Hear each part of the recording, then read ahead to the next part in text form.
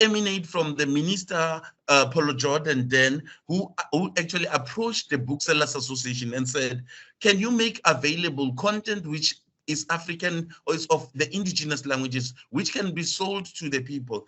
And the response he got, it was that people don't read. And once you get something like people don't read without context, it becomes difficult. I know South African Book Development Council have done a study in 2007 and 2008 and 2016 as well. They published their research on the reading habits. But we, as the National Library, took upon ourselves that to say, we cannot just look at this dull report that says South Africans are not a reading nation. We need to do something. We initiated programs like Funda Mzansi Championship, where we create book clubs are given an opportunity to actually come in on board and come and compete in 4 categories: book review, spelling, and impromptu reading, as well as debating. These were just opportunities we could create for our youth and people in incarceration. We work with the Department of Correctional Services through their Reading for Redemption program, where they are actually coming on to encourage inmates to read, because reading is not limiting to people who are out there, but also our brothers who are in incarceration can read and be informed citizens as well. Through the Center for the Book, we have a unit called Community Publishing Program, which has a community publishing grant. It's within this program that we are actually capacitating people to write in their native languages, because we say, as the Center for the Book, when you dream in your mother language.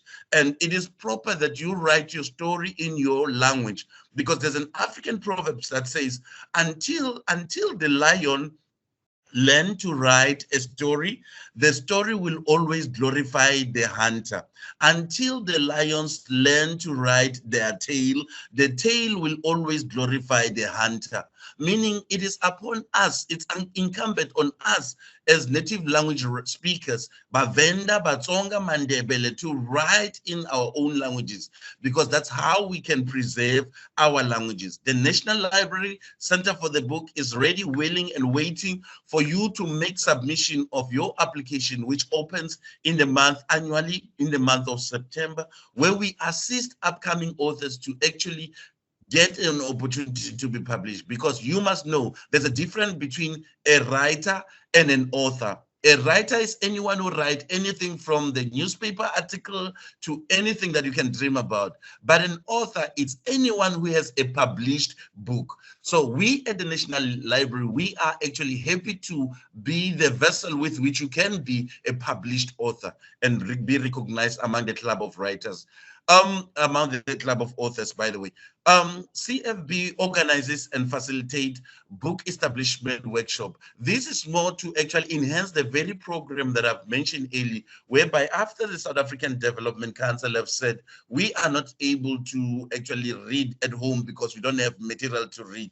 We said, not only are we going to donate books to anyone and anywhere who wants to read, but we will also facilitate workshop for people who want to come together and review the books that they have read. I must say, University of Solpaki University has been instrumental this previous Funda Mzansi in really showing that not only are they there to achieve their academic objective, but they can form book clubs which can participate in this forum, which are made reference to the Funda Mzansi Championship, and win prizes in the process. Not only participate only. We also have University of Zululand that participated. I must applaud them for that. And I'm looking forward to getting the University of Free State being part of this. This picture that is on display right now, it was the president in one of the events that was organized by the Center for the Book. It's called a readathon. It was done in Khayelitsha. Once he was there, he uttered some words which I would like to read you at the latter part of my presentation. But these are programs and initiatives we are trying to do as the National Library Center for the Book to promote that culture of reading. Now, what is reading? I think all of you can answer this question without going into gymnastics of who is the best describer of what reading is all about. But there are some fewer things that I like to cite on the definitions that I've come across in terms of what the definition of reading is. It's the prior knowledge, the experiences, the attitude, and language. These are components that makes reading effective, actually. I won't dwell much because you are academics. I trust you can do better than me in terms of finding the best definition of reading. Why is reading important? Important is reading. Important is it's instrumental for fundamental for fundamental to function into today's society. I mean, guess what? I send you $1 million into your account. I say dollar because now you can multiply the rate at which that will be. It's not going to be 1 million. It's going to be like about 16 or 17 million. That's the rate of exchange between the South African rand and the US dollar. You cannot read and you have a card in your hand. You cannot even withdraw the money from an ATM, even though now the banks have even gone as far as even translating the language of ATM into our native languages. You will not be able to withdraw the money. So you need to be able to read so that you can function in today's society. Developing the mind. Our capabilities and our abilities to attain greater things in life is dependent on how we develop our mind. It is important that we make an effort, a concerted effort, because if you just make an effort, it's not concerted. It means you will do your reading as in when, but make it a commitment to yourself to say, for me to be my better me, I need to read something in a week's time so that at least by the next week, I'm a better me, because you cannot be better self without reading. This actually, the reading part, aid you in discovering new things. There are so many things that we can find out in, places there are, not all of us have enough resources to travel the world. But once you take a book and you read about the landscape of Dubai, basically, you will fully understand the dynamics of Dubai without having been there. And when you read about Kuala Lumpur, you'll be able to understand what Kuala Lumpur has, all the best places to go, all the nice things you can enjoy about Kuala Lumpur without being there. That can only happen if you do the reading. Now, reading not only does allow actually be introduced to new things, but it also helps you to grow your imagination. For us to become greater in life, you need to have something that propels you to the next level of yourself. Because right now, you only know what you know because of what you read yesterday. But you can be a better self if you can read something new that you haven't read today. So it's important that you do some little bit of reading, and that needs concerted effort of ensuring that you do regular reading so that you can grow yourself to be better self. Not only for yourself, but you become, innovative in coming up with ways of doing things, and you become smarter in how you respond to challenges of life generally. So it is important that we read as members of society, not only for this forum, but read for your self-development and for your self-enhancement. It improves your vocabulary. As you might have noticed, I'm not using regular or normal words. I deliberately choose not to do so because I could say, so that one, and not this one, but the other one.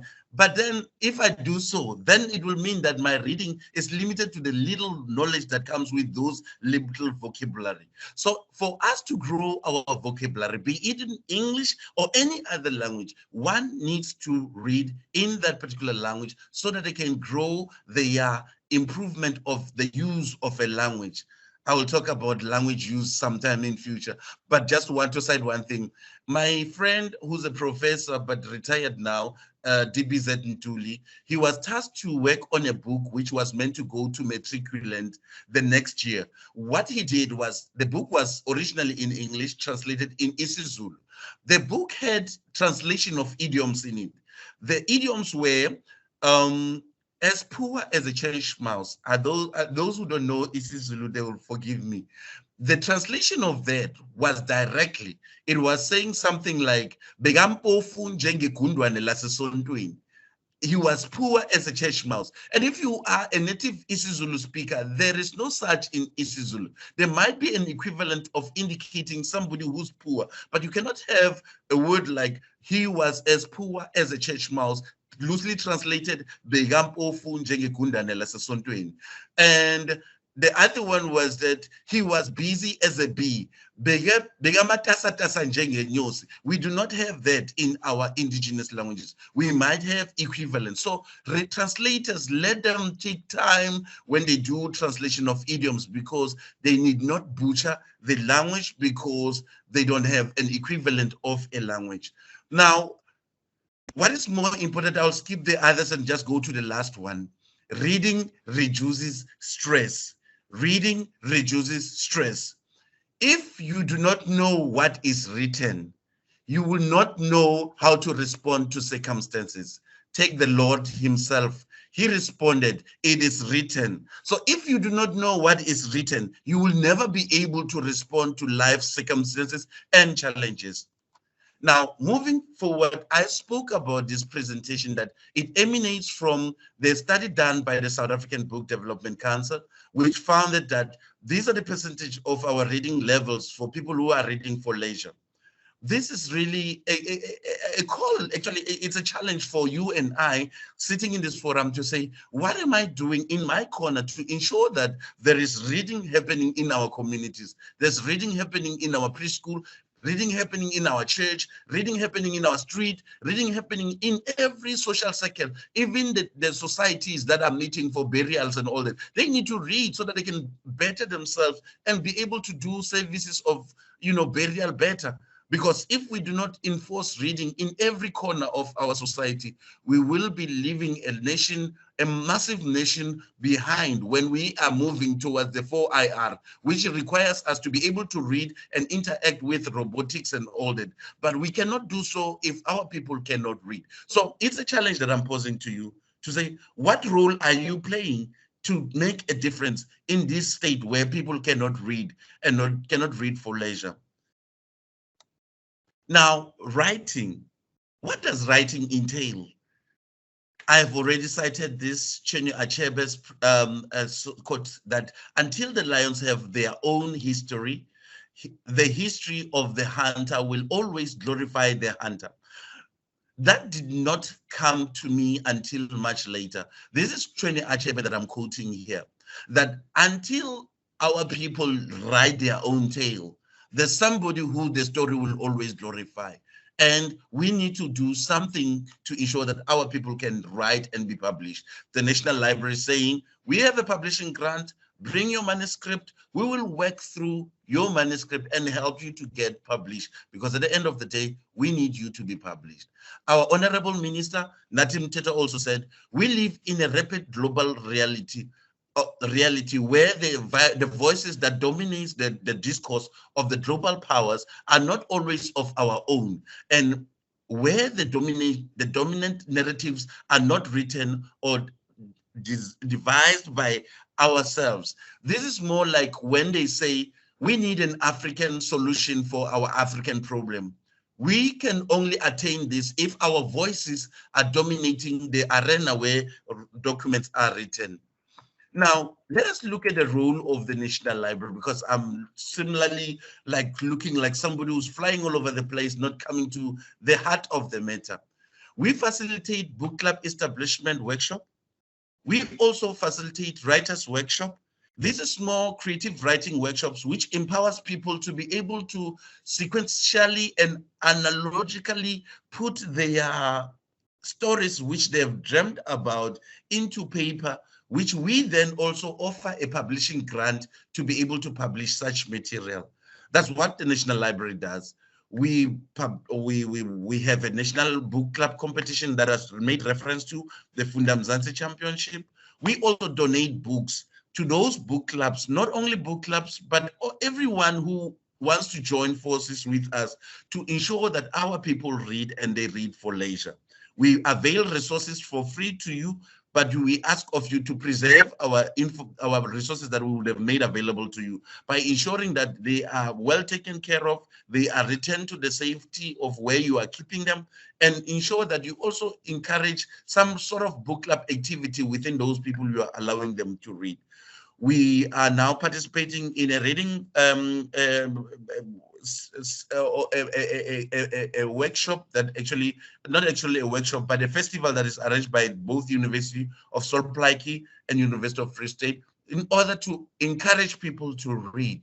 But most importantly, we have a biannual reading summit that we are running from the National Library. We just had one earlier this year. We'll be having another in 2 years' time from now. In this forum, we encourage people who are in the space to come and share with the masses to say, what is it that they are doing and they think it's effective in their corner in how we can promote the culture of reading across our society. These are some of the images we have taken for our people who are reading. This was an event done in Northwest, and the uncle and the aunt and everybody else on call here were in attendance of such an event. As you can see, the book is written platinum. There's one province you can find platinum, that is in the Northwest province. This is our former CEO, Miss Professor Rocky Ralibipi. She was being interviewed by SABC during the Funda Mzansi Championship. If you see the brown uniform on the background, it's our colleagues from the DCS, Department of Correctional Services, actually ensuring that we are safe and the inmates participate. I must say this competition has been, when we started Funda Mzansi, this competition, we started with 6 book club. In the last Funda Mzansi, which was physical, which we did in George, we had 170 book clubs coming or enrolling to participate. Those who could make it was 120. All these are an indication to us as our organizers to say, our people are willing to read and they would like to show that they are reading by participating in a competition like Funda Mzansi. We are saying, UFs, come on board. We're looking forward to seeing you coming on board to participate in our next Funda Mzansi Championship. The regulations now do not allow us to actually share faces of kids. So you see that image down there, but we're just trying to show that we are doing our reading in all indigenous languages. The books that are on the bottom down there are our reprint of classics books, which we are encouraging reading to take place. The competition Funda Mzansi, it's in 11 languages, it's in 4 categories, and everybody comes on board and just really want to enjoy the reading that they can do in their native language. The book club you see, I think it will be my left, your right, I think. The guys wearing blue on the screen, it's a book club from Northwest, which actually has come on board and said, we would like to be part of Funda Mzansi. But as we come on board, we would like the books to be in Braille. We cannot come and be part of Funda Mzansi if we cannot be accommodated in Braille. So we have an assignment as organizers of the competition to come up with prescribed books which can be available in Braille so that they can fully participate. And the lady you see on the middle there, it was our winner in reading during this competition in 2019. She's an inmate who actually is proving to us that being in incarceration doesn't mean that your brains are dumb. It simply means that an era has happened. She's working her way out in becoming a rehabilitated citizen that can add value to society. She actually can teach us on how to read because she won a competition being an inmate, but now she can. And if you look further on the other pic, you will see some of our officials sitting and enjoying the competition as it unfolds. This was the last we had in George. Now, in conclusion, as I indicated earlier, the president read a statement which said, a nation that reads is a knowledgeable nation. It's a nation that knows and understands things, also knows its own history. It's a nation that knows where it's coming from, but most importantly, knows where it is going. Now, I want to challenge you to say, how can we play a role in ensuring that our people read? It's if we create opportunities for them to read and we make resources available for them to read. On that note, Chair, I would like to thank you for the opportunity to share with the audience. Thank you so very much, Mr. Mona. Unfortunately, the presentation couldn't be shared on our screen, but we saw the presentation in our hearts. And as you were presenting, I was like, sometimes you'll find these political parties campaigning in our villages, in our communities, with a speaker behind a van, you know, promising people this. And I'm like, you know what?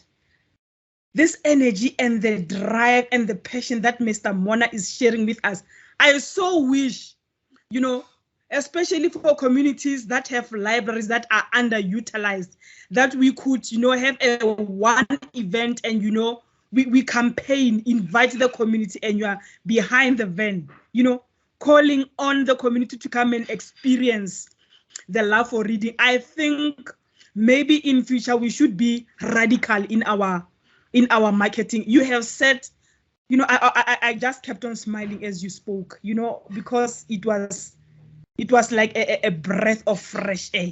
And I was like, this is what we you know, the voices that our profession needs so much.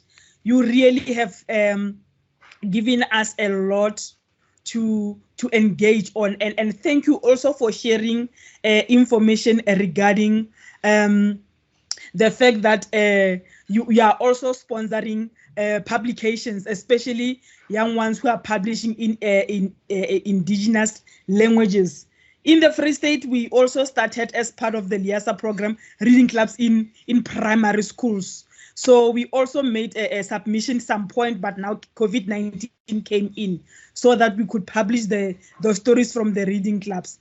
So really, like we are saying, a reading nation is a winning nation, and it's a rich nation. You know, it's not poverty stricken, because now they have all the resources, and especially noting the role that the National Library is playing. You know, all the campaigns, they are really acknowledged. You know, I'm following you on my social media platform. I can see everything that the National Library is doing. You are doing great and amazing work. So thank you very much. You know, I applaud you for this amazing presentation that you have shared with us today. Colleagues, let us applaud Mr. Mona for this.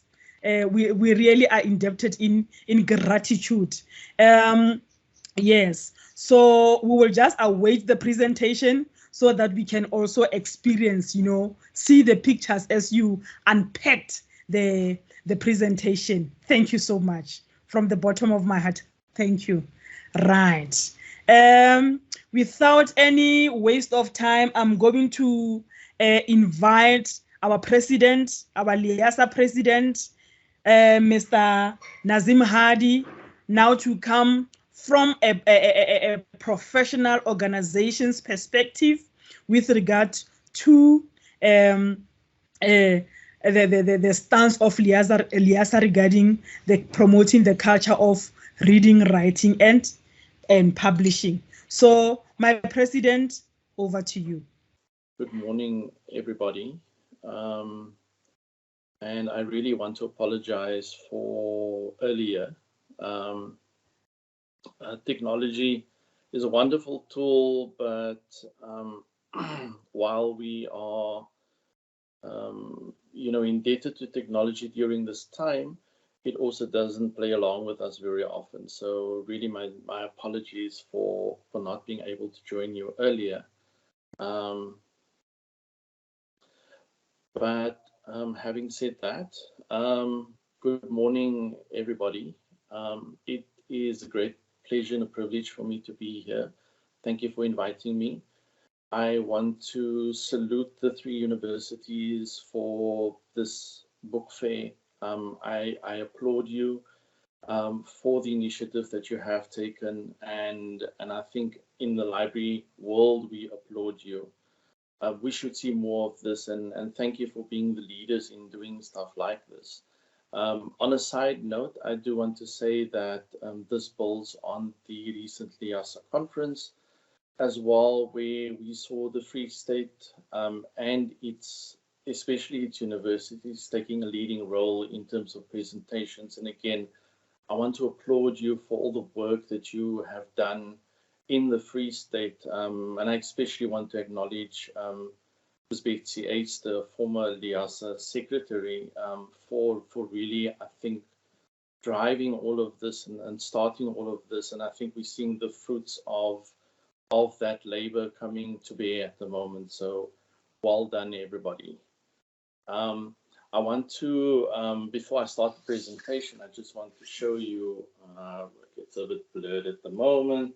But I assure you it's a stack of books. And these are just kind of recent things that I picked up in my office, and I will speak to it a little bit later as I go on in the presentation. So without any further ado, I will share my presentation with you, and I hope that you're going to enjoy it. I do want to, if you don't mind, I'll turn off the video for the time being. I do want to thank Mandla for coming before me, and maybe it was meant to work out that way. And thank him for his presentation, because I think it is important that we acknowledge the roles of institutions like the National Library in driving a culture of reading in South Africa. It is the primary organization from a library perspective. And as LIASA, we do applaud the National Library for its initiatives that it is driving in this arena. So if we can move to the next slide. Mandla referred to this survey from the South African Book Development Council, and I think it is a good starting point. I agree with him. We shouldn't wallow in the results of the survey, but I think it is an important survey. It was the first of its kind. It drives a lot of conversation, and I think in the time of COVID, I think it's more relevant than ever, because I think COVID does, or probably has had, an effect on what the survey actually highlighted. As I said, the survey is the first of its kind. It is packed with information, and if you haven't read it, I would encourage you to go and read it, and not just read it, but to actually look at what came out of it, and then ask yourself, what are you going to do to change the landscape of the results of the survey. But I do want to highlight just one thing on the slide that's on the screen at the moment. At the bottom where it says how, it says library visitation has dropped significantly since 2006. Reading in indigenous languages is low due to limited availability of content. Current awareness of reading initiatives is 1 in 5 adults, and rising to almost 1 in 4 in Gauteng and Free State and Limpopo. And I think those are important points to take into regard, especially in a time where we have had COVID, where it has affected libraries quite negatively, and I think still continues to affect libraries. It is wonderful to see the things that the National Library has done in this arena, and I'll come back to some of these things as the presentation goes along. Next slide, please. So still from the survey that was done, these are some of the things that I've highlighted out of there, and I think is important for what I'm sharing this morning. And that is that reading is critical to fulfilling individual potential and collective social development. I think Mandla also referred to this in his presentation. The degree to which children acquire language skills is a strong predictor of future academic success, educational attainment, employment, and income. Reading is a powerful tool to tackle poverty and inequality. When children read for pleasure, it has a greater effect on their educational achievement and their family's socioeconomic status. And reading ability and comprehension promotes social cohesion and innovation by building empathy, critical thinking, and imagination. I think these are important points. It speaks to imperatives of government. And I think one of the things that we have to employ in how we drive the importance of a reading culture, and how we drive the importance of just promoting the culture of reading, writing, and publishing in South Africa, I think is an important point. We need to show how libraries actually are active in these arenas, and we are. It's all over the country. I think what we don't do very well as libraries very often is we don't talk about these things, and that's why initiatives like this from the three universities are important, why initiatives from the National Library is important, because I think it does highlight what libraries do, but we need to do more of these. Next slide, please. And it goes on to say, reading should be the foundation for learning. It grows us as people. It helps to develop empathy for others. It nurtures our imagination and ability to think critically. Again, things the previous speaker alluded to. And reading provides us a freedom to imagine ourselves differently, and ultimately provides a sense of freedom. And I think too often in the past, we have not seen reading as important enough in terms of leisure reading. We seem to have frowned on the importance of leisure reading and what it actually does. We seem to stress the importance of reading to get information, which is important. I think we will all agree to that.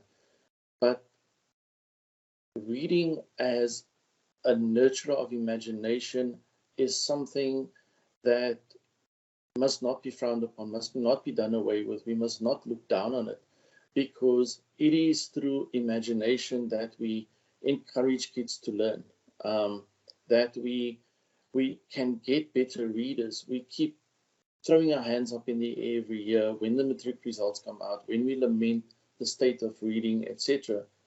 But we don't look back and say, what have we done to attain those results that we do see and we do grasp about? So we need to change that around as well. Next slide, please. I'm not going to go into all the stats from the survey, but these are some of the stats that we see. And again, it's shocking every time we see it. In South Africa, nearly 60% of households do not own books for recreational reading. The majority of book readers usually get their books from libraries or mobile libraries, which was the most preferred channel back in 2006. But you'll note the 2 points at the bottom where it says access to libraries was often seen as a barrier and that books are expensive. And I think access to libraries as a barrier is still prevalent today. We do not have enough libraries. We do not have enough funding to build enough libraries, to staff them with appropriate staffing levels. We do not have school libraries, and these are issues that we need to grapple with and we need to correct. Next slide, please.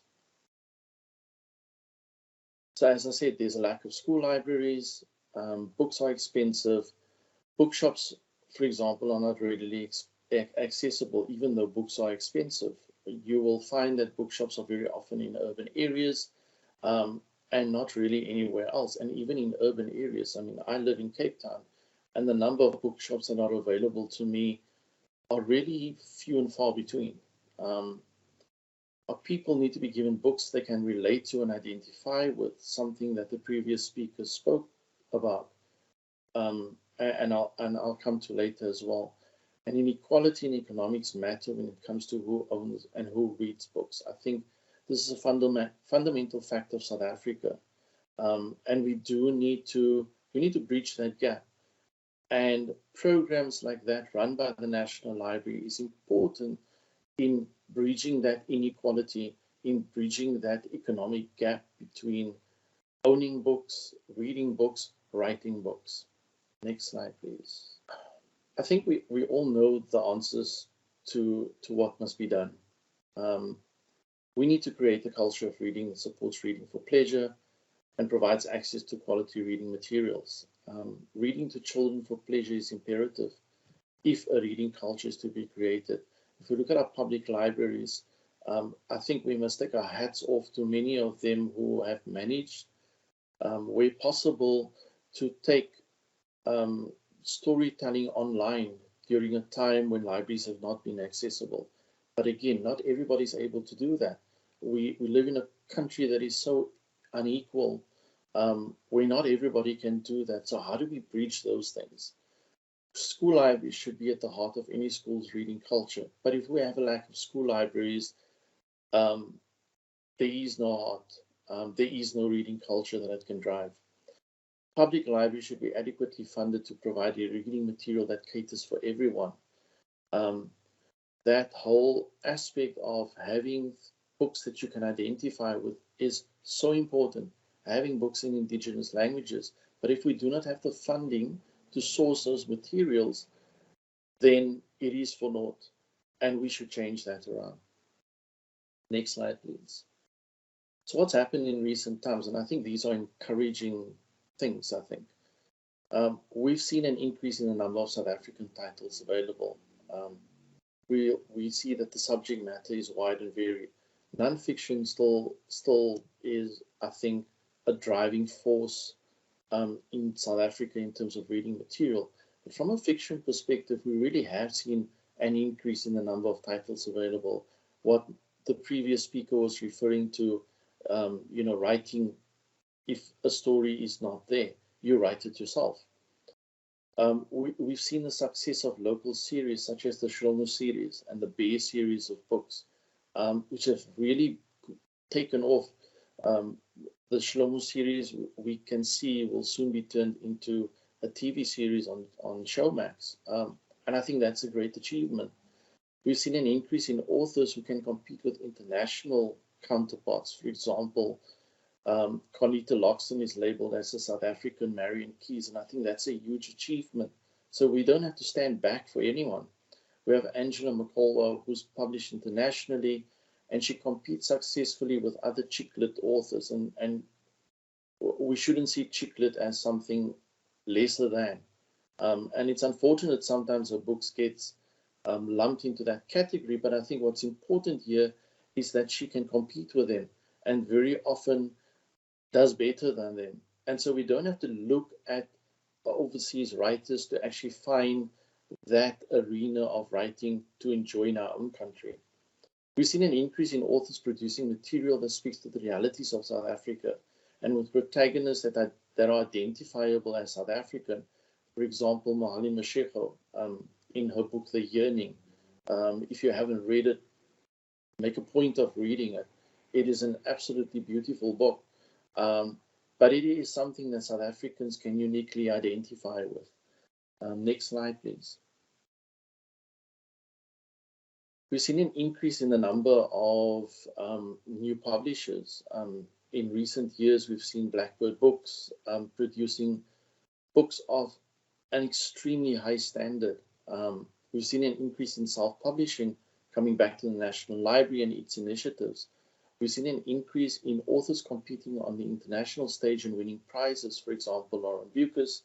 Hopefully today we'll see Damon Galgut winning the Booker Prize later today. Fingers crossed. We've seen an increase in authors showcasing new ways of writing, not restricted to what is the standard, but breaking the bounds of what is considered traditional storytelling. Recently, we've seen Mia Arden's Mermaid Fillet, Terry Ann Adams' Those Who Live in Cages, which speaks to very much, for example, a colored identity and how they speak. And it is identifiable for people, and I think that's really what we need. We've seen an increase in initiatives like Book Dash, Funza, etc., and that's really important. The imperative of Book Dash is to have every child have 1,000 books in their home, and that's the foundation, and it really is important. We've seen Funza championing books for teenagers, getting teenagers to write. Again, an important step in turning these things around. Next slide, please. And I'm almost at the end. So how does a library play a role? I think we can all agree that libraries are trusted organizations within communities. Libraries does equal books. In recent years, we've seen not just, I think in South Africa, but globally, this idea that libraries shouldn't be about just books. But why shouldn't we own that? In a country that is so unequal, where so many people do not have access to books, we should be about books, and we should be proud of that fact, and we should be stocking the books that people want to read. I think libraries are well positioned to promote local writers.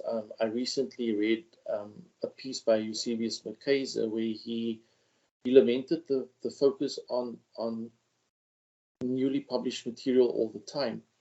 But I think libraries can maintain a focus on older titles by authors as well as without it being at the expense of new titles. But again, it comes to the issues of funding. We must have enough funding to be able to buy these books. I believe that libraries can be developers of writing talent. We are at the heart of our communities. We know the people who say and come to us and say, I have a book I want to write. Where do I go next? How do we facilitate that? How do we make the National Library, for example, aware in a public library that here's a person who wants to write a book, what does he do next? That's an important step. I believe that libraries can be stimulators of publishing as well. National Library talked about its publishing arm. But I believe, again, that as we identify writing, we should be the bridge between those writers wanting to write a book and wanting to publish a book, and bridge that gap successfully.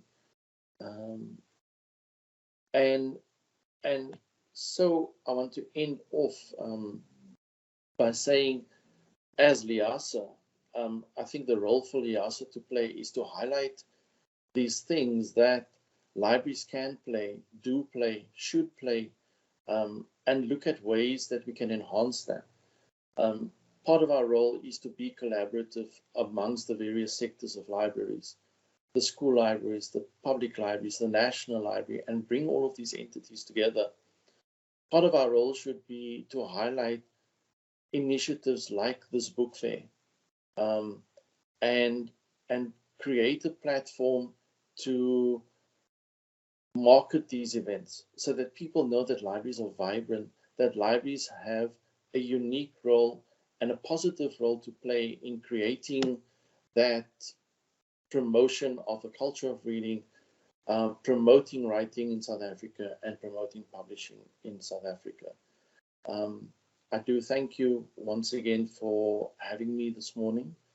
I hope that the little bit that I have said have made you think about what can be possible, and that you're going to go away from this saying, how do I actually make this possible? I have a role to play here. And I think we are, as librarians, a powerful force for good. And we should continue doing that good in the communities that we serve. Thank you very much. Thank you very much, my president, for that inspiring presentation. We have really taken it to heart. I so wish I can go on and on and on and rave about this amazing presentation. But now we are caught up for time. So the next session that comes, you only have one hour. So I'm going to hand over to Ms. Basi Mukeretla, who's going to engage with authors, Mr. Jerry Lenake and Ms. Thank you, Kelka.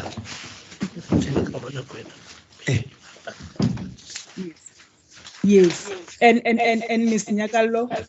Can somebody mute? Hello. Good day. Yes. Before you start, say good morning. Yes. So like I indicated, the second book will be by Ms. Nyakalo Matsoso Hwala. So I'm going to hand over to Mr. Basi Mukeretla, who's going to take over this session. Mr. Basi, over to you. I'm available. Over to you, sir. You only have an hour. Find yourself. You only have an hour for this session. Just an hour for both books. Thank you very much. Yes. I wish to congratulate Mr. Lenake for and foremost for having the book published. Assisted him as his editor-in-chief. And I want to ask, why and who encouraged him to write the book? Yeah, Mr. Lenake is not audible. Am I audible now? Yes. Okay, thank you very much. But I think I have your question, Dr. Mkerek. I wrote the book because as a teacher and a principal of a school, I've realized that in most instances, we black people, we don't document our history. So I wrote a book about the history of Tabong because, like I indicated, in most cases we don't document. We rely on oral tradition, and when the nation rely on oral tradition, the history is not preserved. So it's important that we must begin to write about our history. So we find that in most instances, the other people, the Europeans and people from outside this country, they come to our country and they write about our history. So and then they write something that is not correct. That is what is important. We must begin to encourage our learners and our youth to write about the local history. Mr. Naki, I'm interested to know about the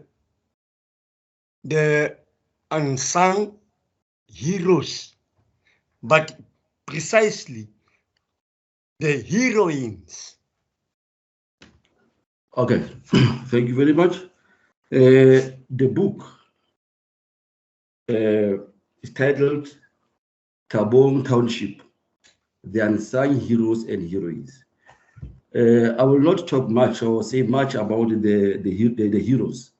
Like you indicated, let me just mention a few heroines in the book here from Tabong. For an example, majority of people are not even aware that we have people like this famous TV star called Connie Chume. Connie Chume is from Tabong. And then I heard at a stage people saying that Connie is from Malawi. No, it's not true. So, so those are the people that I've mentioned. I also talked about this inspiring old lady who was a domestic worker. She was a domestic worker, and then she worked very hard until she became the principal of a school. And then in 1999, she won the National Prestigious Lifetime Award. And then she was conferred with the National Order of Babat by President Zuma. So those are the stories that I think must begin to encourage our learners, our children, so that they can understand that even though it is difficult, even though there are difficulties where they come from, but now if they stay focused, ultimately I think they can achieve what they want to achieve in life. So those are some of the people that I have mentioned. Maybe one must also mention, okay, can you answer, sorry, another question maybe? It is also for the reasons of your publication to read at least a paragraph of which you have an interest on. I don't think, but now because I'm worried about time, I don't know how many questions do we have there, but maybe you can. I've got an hour. No. I think they said 30 minutes, 30.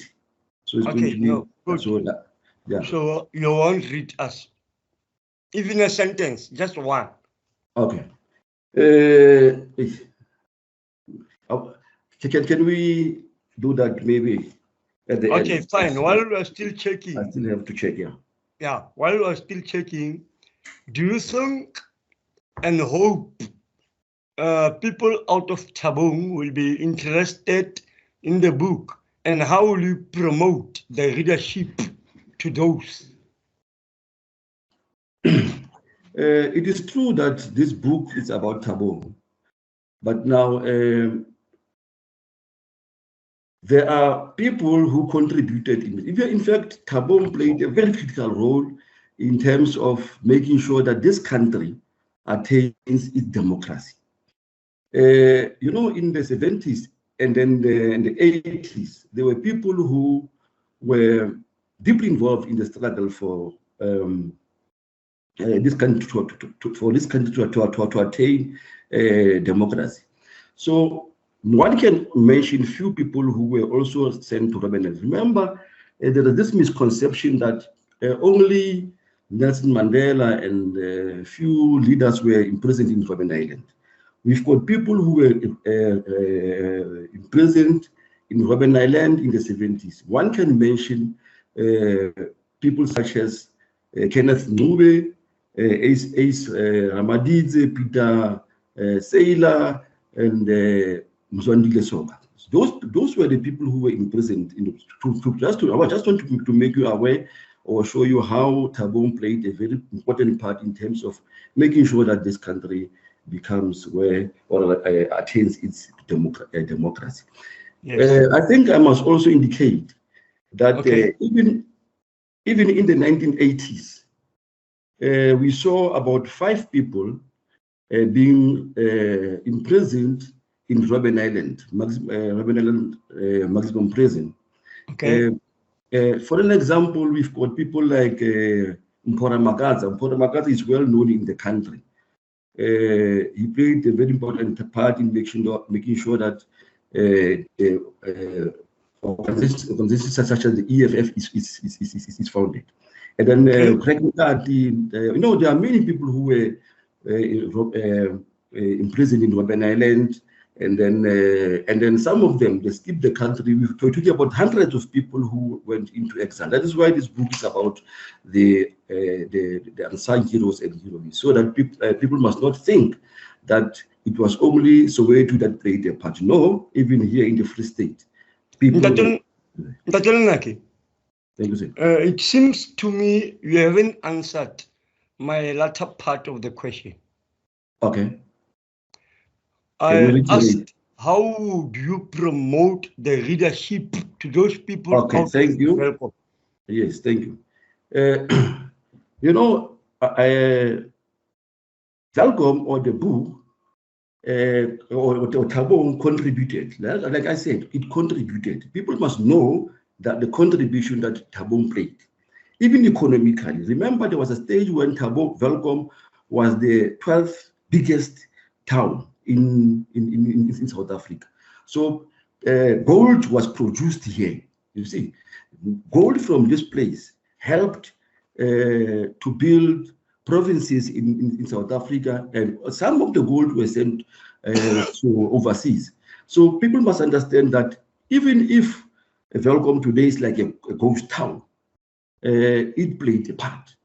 So this book will also help other provinces where there's gold, that if the situation is not managed profitably or correctly, they will find themselves in the situation where Welkom is today. It is a ghost town because I think things were not done the right way. So contribution, I'm talking about the contribution here in terms of economically and politically. So the information sufficient enough.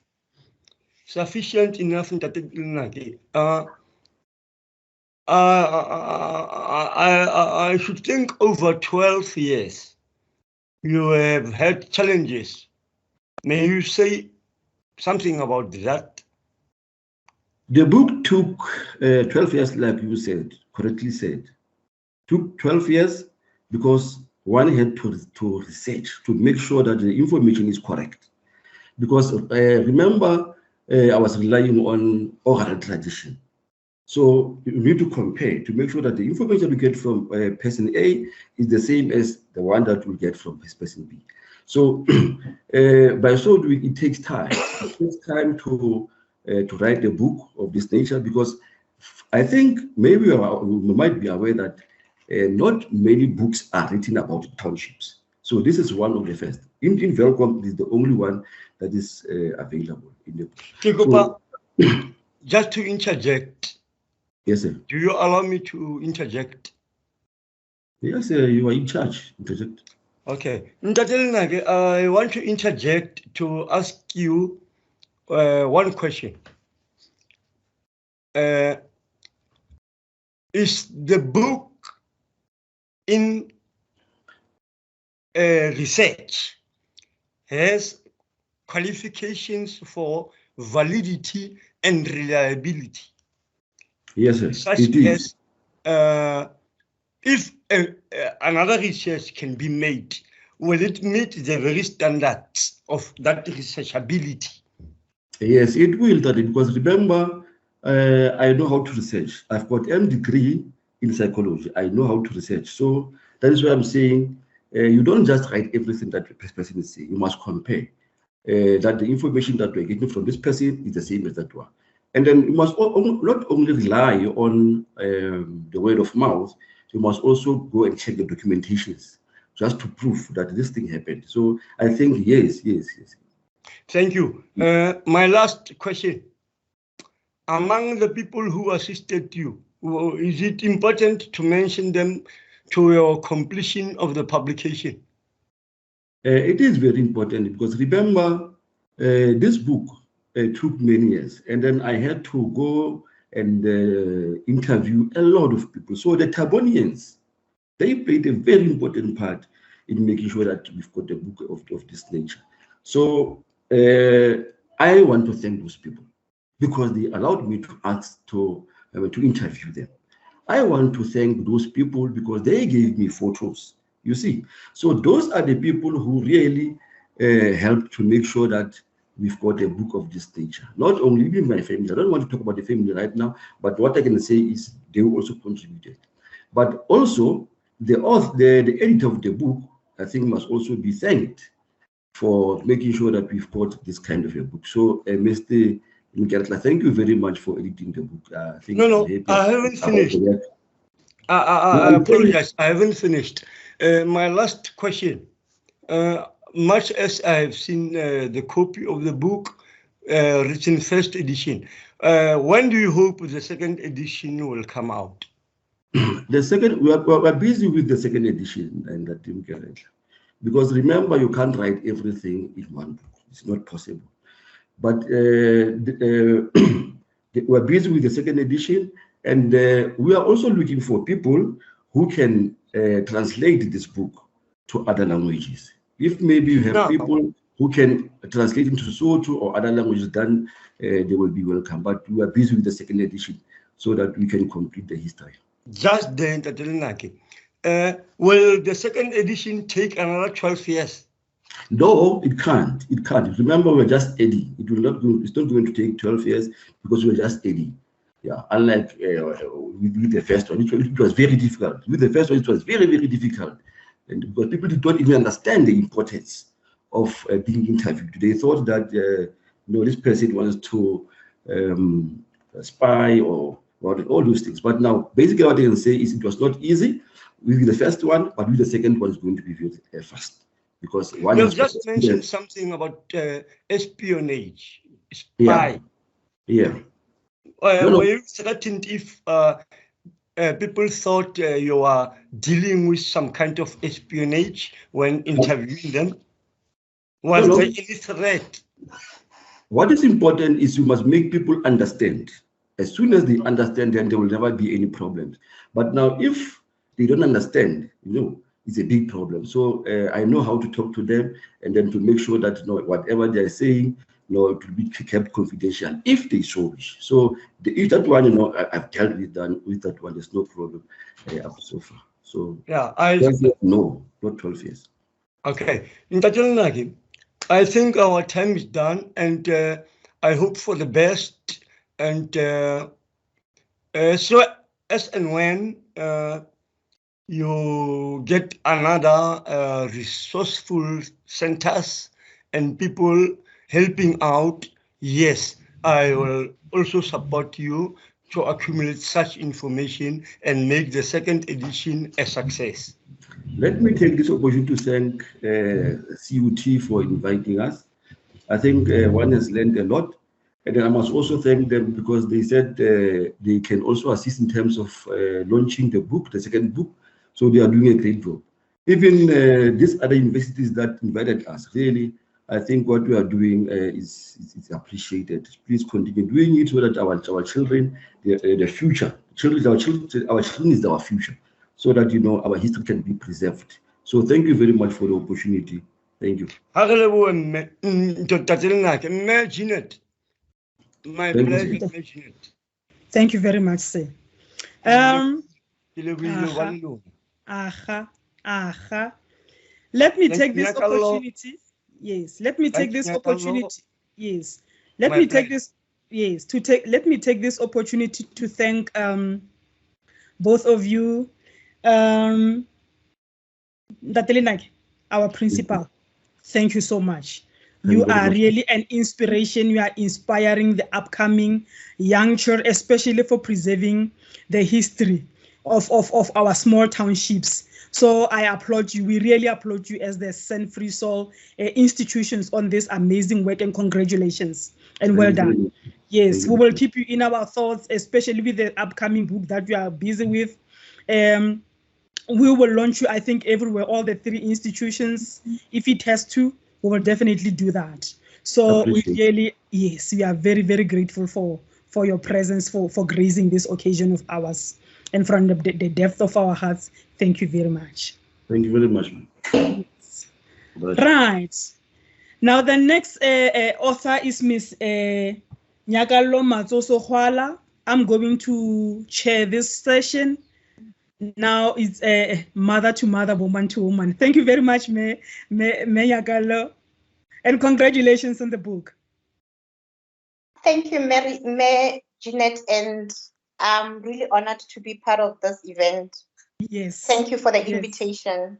Yes, and we are very excited already. We are very excited that, you know,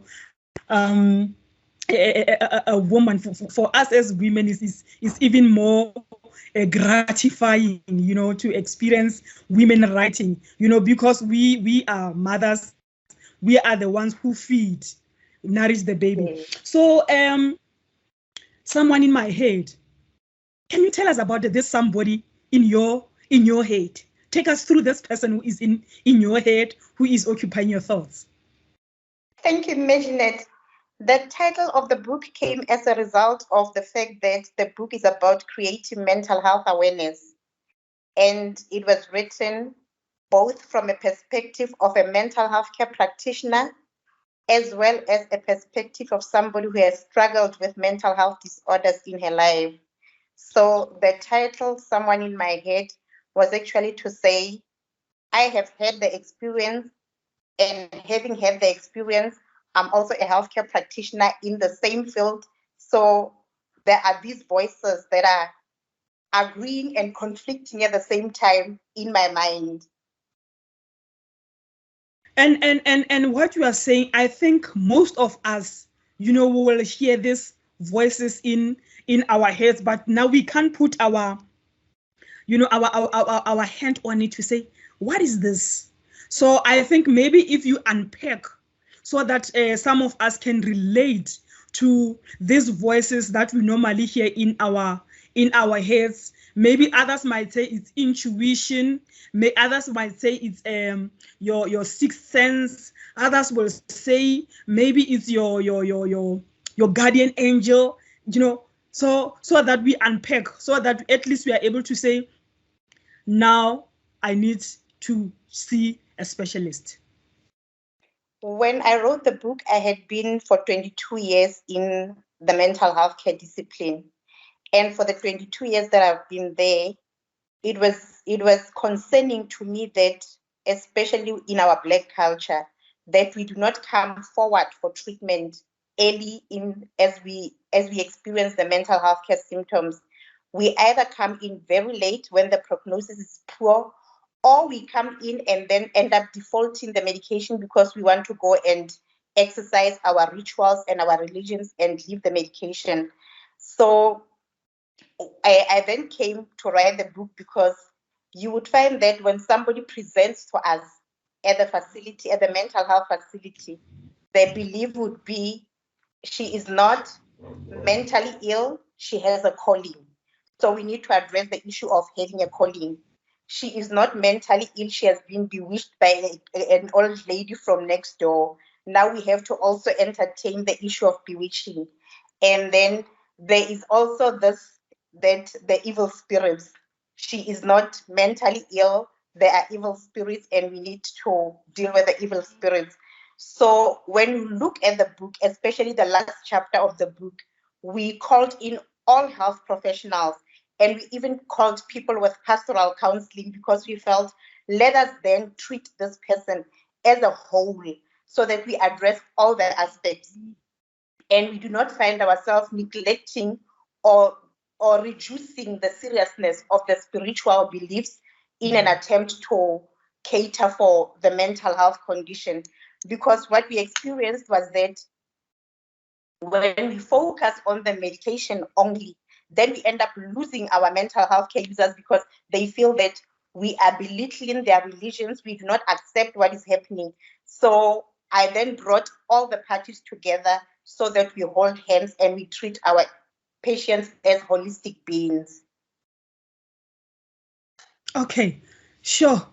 You know, you really are bringing something that touches most of us, and something that we really don't know how to handle, and the manner in which you are unpacking it. Now tell us your engagement with the spiritual leaders. You know, what did they unpack?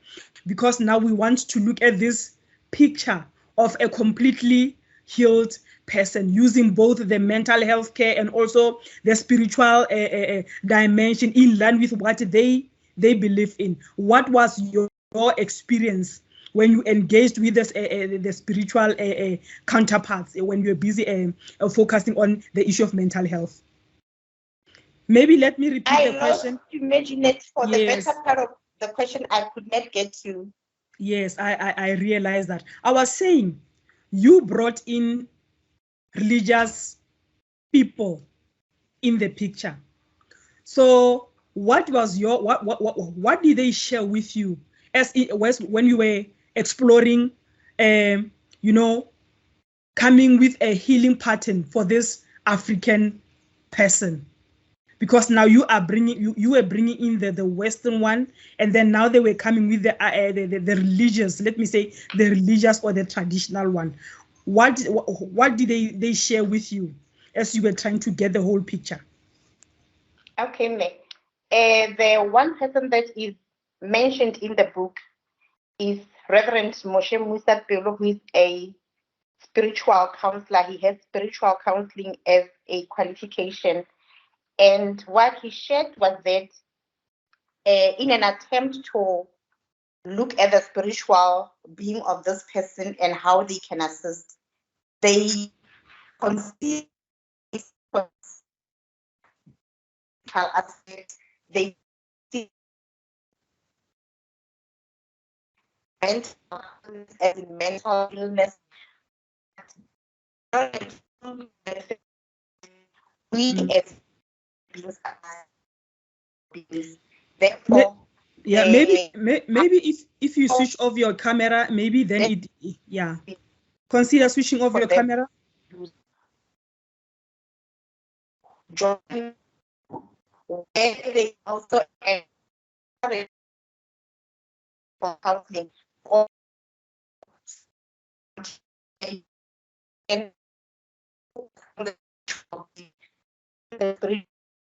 the ways that we are encouraging the unexplored, you know, terrains, especially in our African culture, you know, where a mental, sometimes you will even find people joking about it, to say it's you know, that one is something like, you know, it's 1:30. You know, they have a different terminology, but not really zooming into this issue of mental illness, and also considering the fact that we are Africans, and then we have our African beliefs, and you know, all those kind of challenges that we go through as a people, you know, as a cultural people.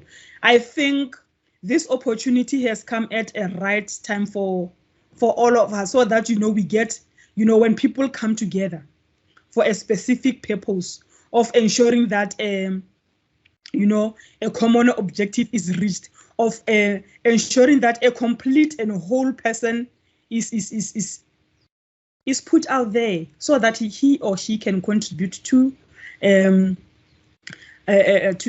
life, I'm going to ask Miss Nambita Mangola to play a little thing for us whilst we are waiting for Miss Nyakalo to join us again. House Nambi, can you play us a little something, just a second or 2 minutes? I also wanted to mention that when we posted her book on Facebook, one of the lecturers, Mr. Carl Meiser, he's a lecturer, psychology lecturer at the University of Development, indicated that he was going to prescribe this book. Only shows the level, standard. Yes, it's deep. It's not only like he was saying. It's not only based on one area. You know, it is multi-dimensional. You know, it takes an African person holistically. You know, as an African, noting that some have a spiritual calling and coupled with mental. So like I'm saying, this is just something that all of us should read and get to, you know, to experience, so that in future when you see somebody with these symptoms, you may say, this book once mentioned something along these lines, and you know how to react and to respond, because the most important is to act and respond accordingly and offer the necessary support. Menyakalo, are you back online, or is she still trying to log in? And Meroslyn, thank you for sharing. Thank you for sharing your experience of the book, and also knowing Menyakalo from where she comes from, and especially the role that she played in Ole's life. Yes. Right. In case maybe Menyakalo is still struggling to connect, I think we should take this opportunity just to engage as participant in this discussion, because maybe some of you have been trying to, you know, say, hey, you know, I could say this, I could say that, but now an opportunity, the opportunity is not presented at the moment. What is your take or your experiences or anything related to mental health? Whilst we are still waiting for Menyakalo to come back on board, we still have some time before 11, and then we just engage. Right. I see there's just quietness, especially on this very important topic. Menambi, take us through some nice tune. Thank you very much. Yes. So my question earlier was, what was your the revelations that you had from the spiritual narrative when you were writing the book? Those spiritualists who were part of the book that you wrote. Okay, thank you, Measurement. The one person that is mentioned in the book is Reverend Moshe Musa Pelo, who is a spiritual counselor, and he talked mainly focusing on the people that he sees, especially with generalized anxiety disorders and with mood disorders. And he was saying what they are normally doing would be, they would still encourage them to take treatment, but then in the same time work on the spiritual being, meaning they will share verses and have prayer meetings and share principles on how to elevate the mood and also to remain calm under difficult circumstances, which is normally the case with people who are having anxiety disorders and also those who are having mood disorders. Yeah, that was a real experience to say now at least they could be supported, you know, with a spiritual direction on how they need to look at how they become above board when they experience such a mood swings or all those challenges that they came through. Now, tell us, as we are talking about this, what inspired you to write the book? I was inspired by, one, my passion for mental health. Two, I was inspired by the fact that I'm a founder of an organization that is advocating for mental health. It is called Home of Sanity. But then I realized that my advocacy is limited by demographics. Therefore, writing a book would then extend my scope that I continue to advocate and create awareness at a bigger scope beyond my demographic area. And then number 3 was the fact that I had been a mental health care practitioner for quite some time, and I had seen how people, the myths and the stigma attached to mental illness, and the fact that normally when we talk of mental health and mental illness, people get a bit confused with the two concepts. So the idea was to clarify the concept. And then the last one was the passion that I met as I was training. When I trained for general nursing, midwifery, community, and mental health, which is psychiatry. And I could not relate with the other disciplines. I related with mental health because of a certain old professional nurse that I met at Botshabelo Section B clinic, who was very passionate about mental health and would go for home visits. And her passion then made me connect more with the discipline. So the one thing that motivated me the most to write the book was that the information should be out there, that people should be educated about mental health and mental illness issues, that we are able to draw a distinction between the two, and also to dispel the myths and to destigmatize mental illness. Right.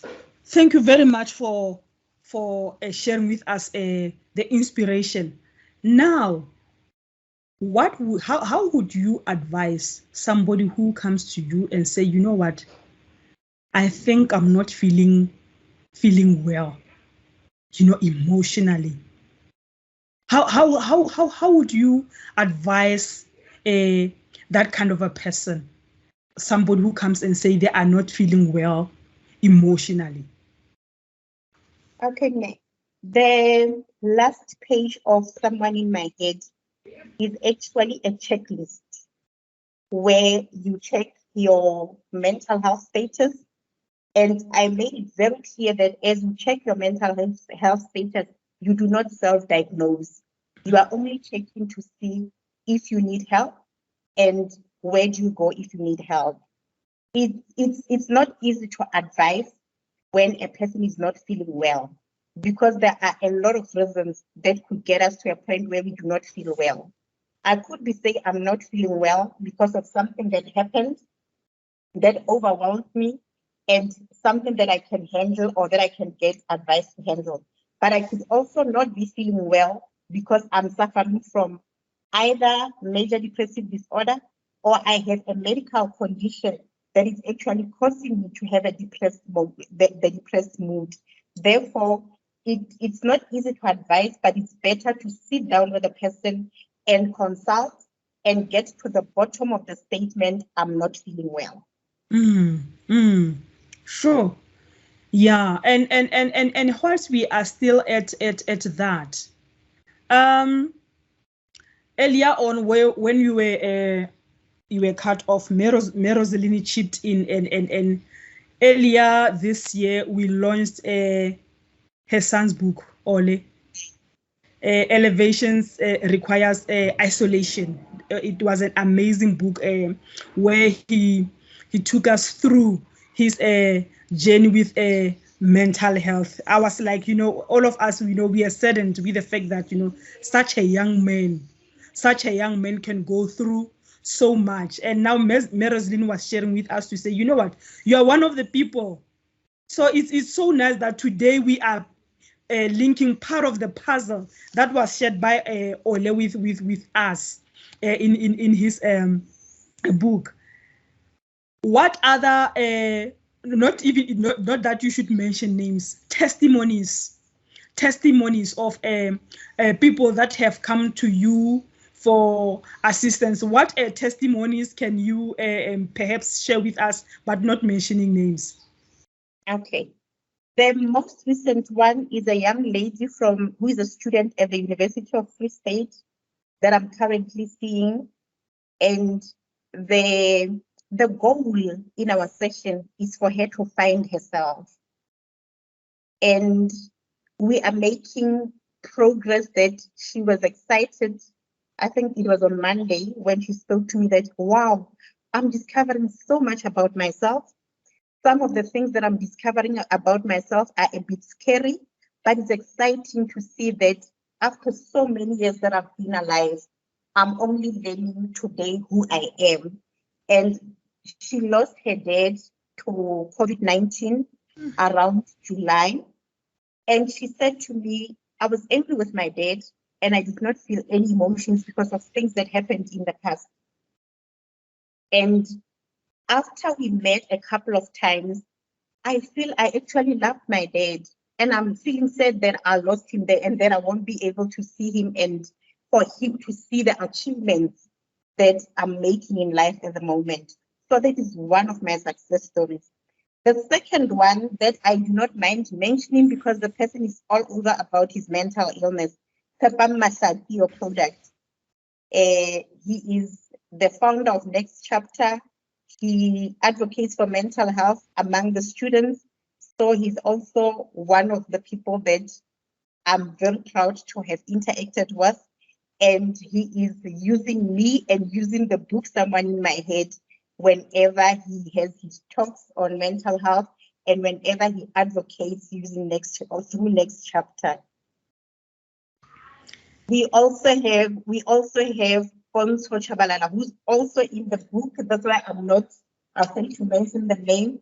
She's also a student at the University of the Free State, and she is living with generalized anxiety disorder, and she's now doing her honors.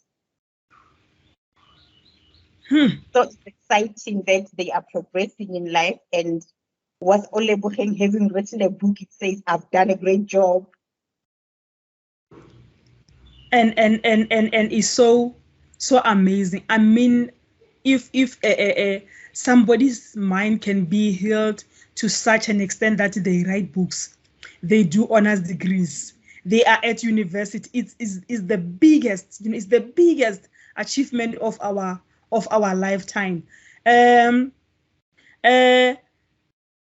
would also want you to share with us in closing, the final words that you would like to leave us with. Everybody who is in this session, who is attending this session, and perhaps even maybe leave your contact details in the chat box so that whoever is interested, they can engage with you on the site. Because normally maybe some of us might feel that we are not yet ready to confront what we are dealing with, but now an opportunity has presented itself today that at least now here there is a door for us through Menyakalo Matsosohwala. What would be your closing remarks, and yeah, when you share with us, and then you can take your time. Yes. Thank you, Majinet. I will not be doing justice if I would leave this room without talking about loss, especially at this point where, as a country, we are faced with COVID-19 and the many losses that we are experiencing as a result of COVID-19. In chapter 3 of my book, I talk about loss and grief. And I actually talk about how funny it is that we only talk about loss in the form of death. But we never talk about loss, and we do not understand that we need to mourn and grieve other losses besides death. Me losing my marriage at age 34 in 2009, for me, that was a great loss that I had to mourn. And it was unfortunate that both men and women older than me could not understand why I am mourning, because one, I was the one who initiated the divorce, so you cannot mourn something that you initiated. But they forgot that me getting divorced at that age meant I'm losing my future, I'm losing all the goals, and all the years and the investments that I made towards this marriage are now also lost. And I also have a friend who lost mobility in a car accident. She was paralyzed. The question is, do we honestly say she cannot express and experience her emotions towards her loss only because she's still alive, although she lost herself in that car accident. She lost pieces of herself. In this book, we have a young lady who had breast cancer, who lost her breast and also lost her capabilities to have children in the future. So for me, that is a great loss, and that is a loss that needs to be mourned. So I became a bit controversial to say, when we lose somebody in the form of death, when Mayor Jeanette now loses a husband, we all go to Mayor Jeanette's house and we go and offer our condolences. We support her in every possible way. But when somebody loses a partner in a form of divorce, then nobody cares. But for Mayor Jeanette, it will be, I've lost my partner. When I miss him, I can go to the graveyard. But for me, I'll miss this person and there's no way I can go to this person because we are divorced. I will miss this person and end up meeting this person walking in the mall, at the mall with Mayor Jeanette hand in hand. It's a trauma after trauma after trauma. And unfortunately, we expect the grieving process to be in a linear way as it is in our psychology books. And it's never that linear. It's never a linear process. There are times when I'll be fine, and then there will be triggers that will make me relapse and go back to the stages that I thought I had already passed of the grieving process. Therefore, as I close, I would really ask everybody in this room today to show kindness to those that are mourning and those that are grieving any form of loss and not just death. And I would also like to say it's important that we know ourselves and we find ourselves, because I indicated earlier that when we talk mental health, people automatically think mental illness. And mental illness and mental health are two different things. For us to maintain our mental health, our mental well-being, we need to be aware of who we are. And chapter 1 of Someone in My Head deals with that and even gives us tools that we can use in our different corners to find ourselves and to be aware of who we are and how we can work towards ensuring that we maintain our mental well-being. Therefore, I would really say this book can be a Bible to all of us in this room. And mind you, I wrote the book, but I still go to it and I read it like from time to time. And every time I read it, I find a new snippet that takes me and that brings me healing. So if it brings me that healing, then I believe any reader can also receive healing from the book. Yo, Menyakalo, thank you so much. Thank you so much for taking us through this journey that most of us dread to take. Yet we have to take it and explore ourselves. Who are we really? You know, what is our purpose? What is it that we are supposed to fulfill in this lifetime? And with somebody with a not good sound of mind will not be able to achieve. But now, because we need sanity, we will be able to achieve. Thank you for writing the book. We are definitely going to order the book. We are going to buy the book as part of our library's collection. And congratulations on the book, ma'am. So thank you very much for this. The next session will start in 5 minutes. I'm going to give you a 5 minutes comfort break, but be here at 11 o'clock on the dot.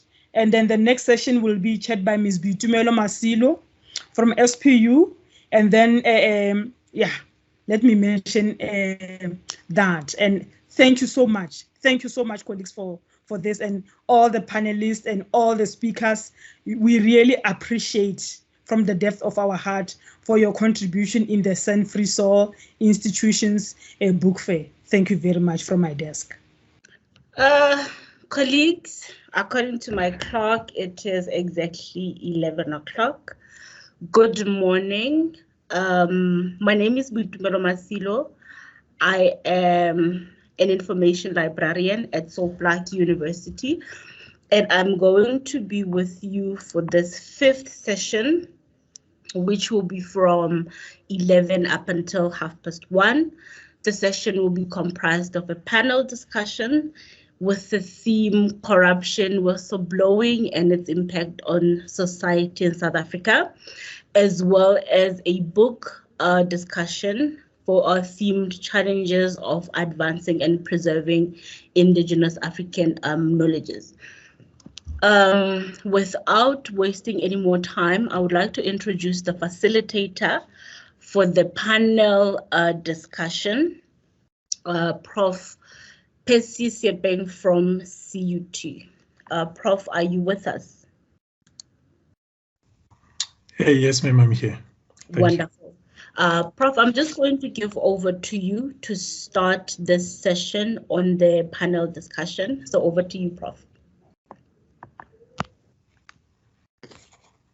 Okay, thank you very much, colleagues. Thank you very much, Melo. Okay, I think what we are about to experience, I think it's very, very mind-blowing. And then I think from my side as, the head of transformation as well, institutional renewal within the university, Central University of Technology, I think it provides us with, a lifetime experiences, because what we are about to observe will in one way or the other, be some of the teachings and the learning that as, public servants within a higher education system, we should be in the position to learn from. But then also to say that, within the South African context, in particular higher education sector, the notion of, whistle blowing, but then also, the notion or the concept rather, of corruption. It's something that we also need to look into it, using a particular lens, so that in the end, the notion of, protection, comes to play, but then also the notion of advocating the things that we want to see from a perspective of a society, but then also a responsible citizenry. We should be in the position to, go a long way in terms of, finding out in terms of how we can go about not only encouraging whistleblowing, but then also, try to protect them, using, multiple regulatory framework. Now, we should also know that, when somebody fights corruption through whistleblowing, it shouldn't, be at their own peril. Because if you read, the books that we are about to introduce and the experiences that we are about to learn, you would see that, there will be multiple onslaught as having experienced by, our authors in terms of the bravery that they took to, participate in whistleblowing. But then we also know that numerous corruption scandals have been reported in South Africa in recent times.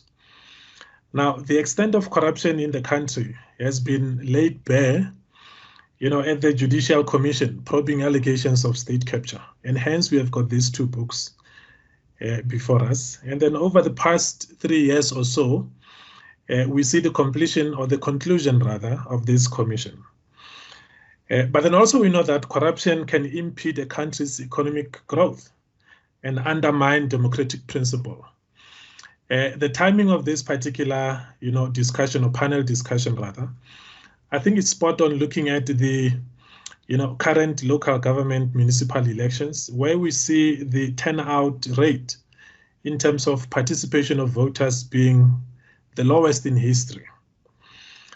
But then also, from a theoretical perspective and grounding, we see whistleblowing as one of the mechanisms used to deter corruption, but then also something that would play, a significant role in encouraging accountability amongst our leaders, transparency as well as high standards of governance within, the notion of effective and efficient governance, perspectives within organizations.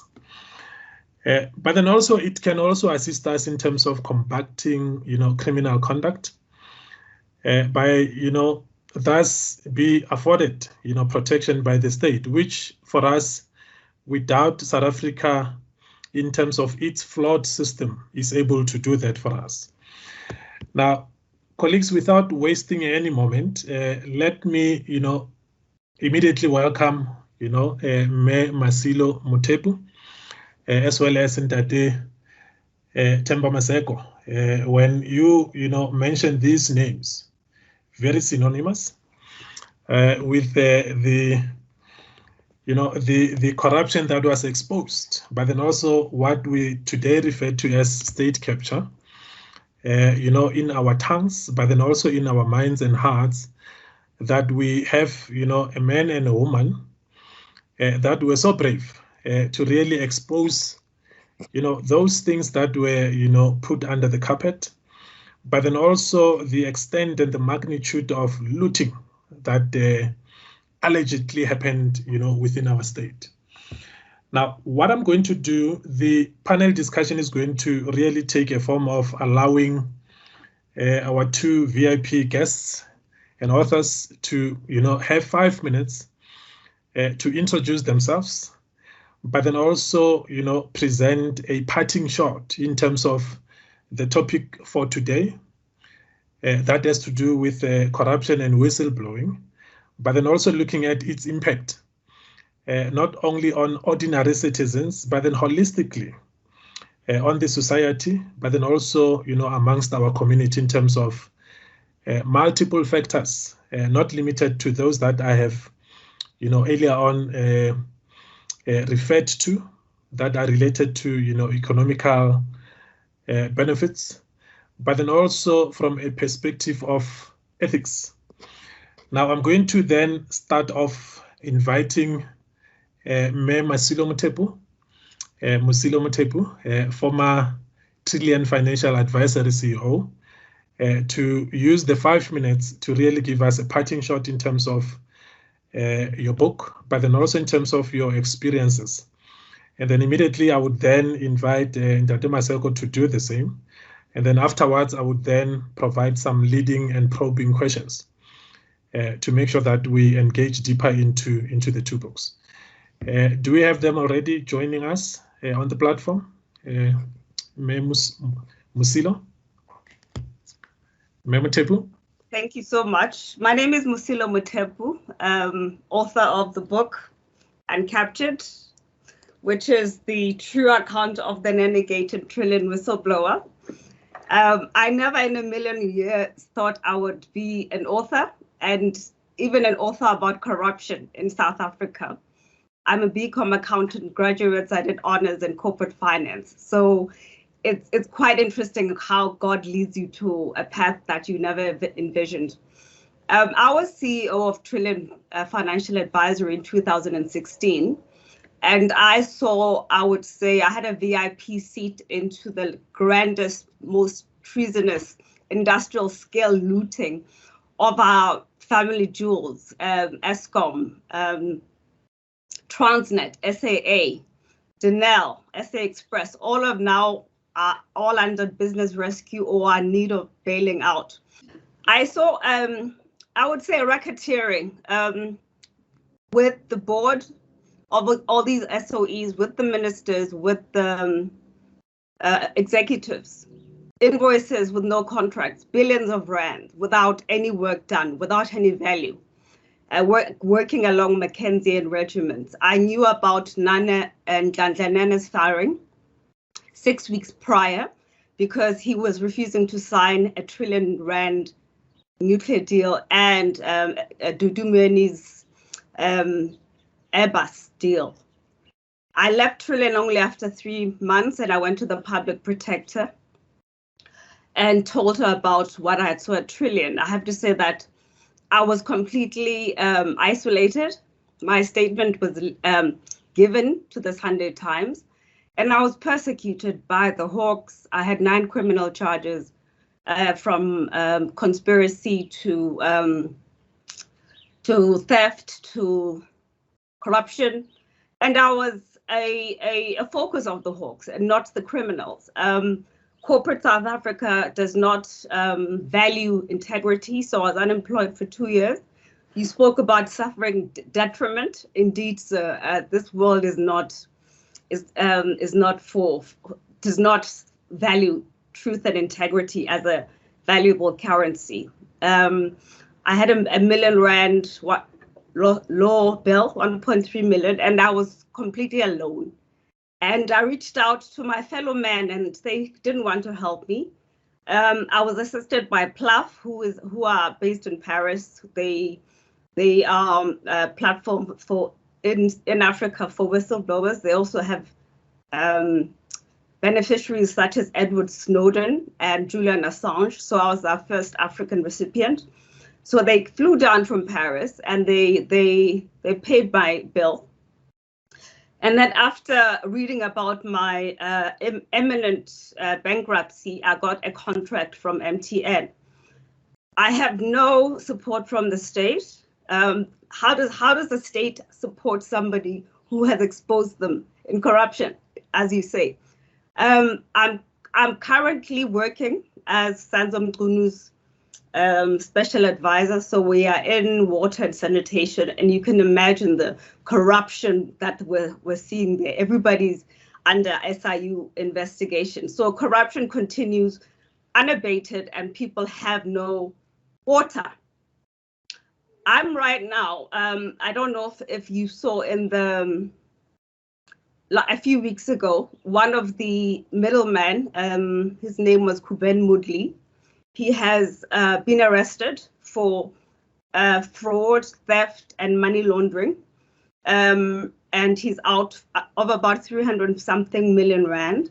He's out on 150,000 rand bail. So I implicated him, and he's the middleman. So right now I'm on self-imposed house arrest. I go out only 4 hours a week with a bodyguard that I have to finance. I've reached out to the president for help. He hasn't responded. I asked the deputy minister of finance for the Minister of Justice's telephone number because I'm all alone here, and this is just the middleman. I implicated the front man and the back man. So, but at the end of the day, I have no regrets. As you say, you spoke about Mandela. We needed to stand up for his country, our country that he went to jail for, and other comrades of his laid their lives down for. So the detriment that I'm suffering is very small compared to what our forefathers did. But I have to say I'm very disappointed, but not entirely surprised at how the state is silent on this. Thank you very much. Okay, thank you very much for that parting shot, and really, disheartening, very scary stuff.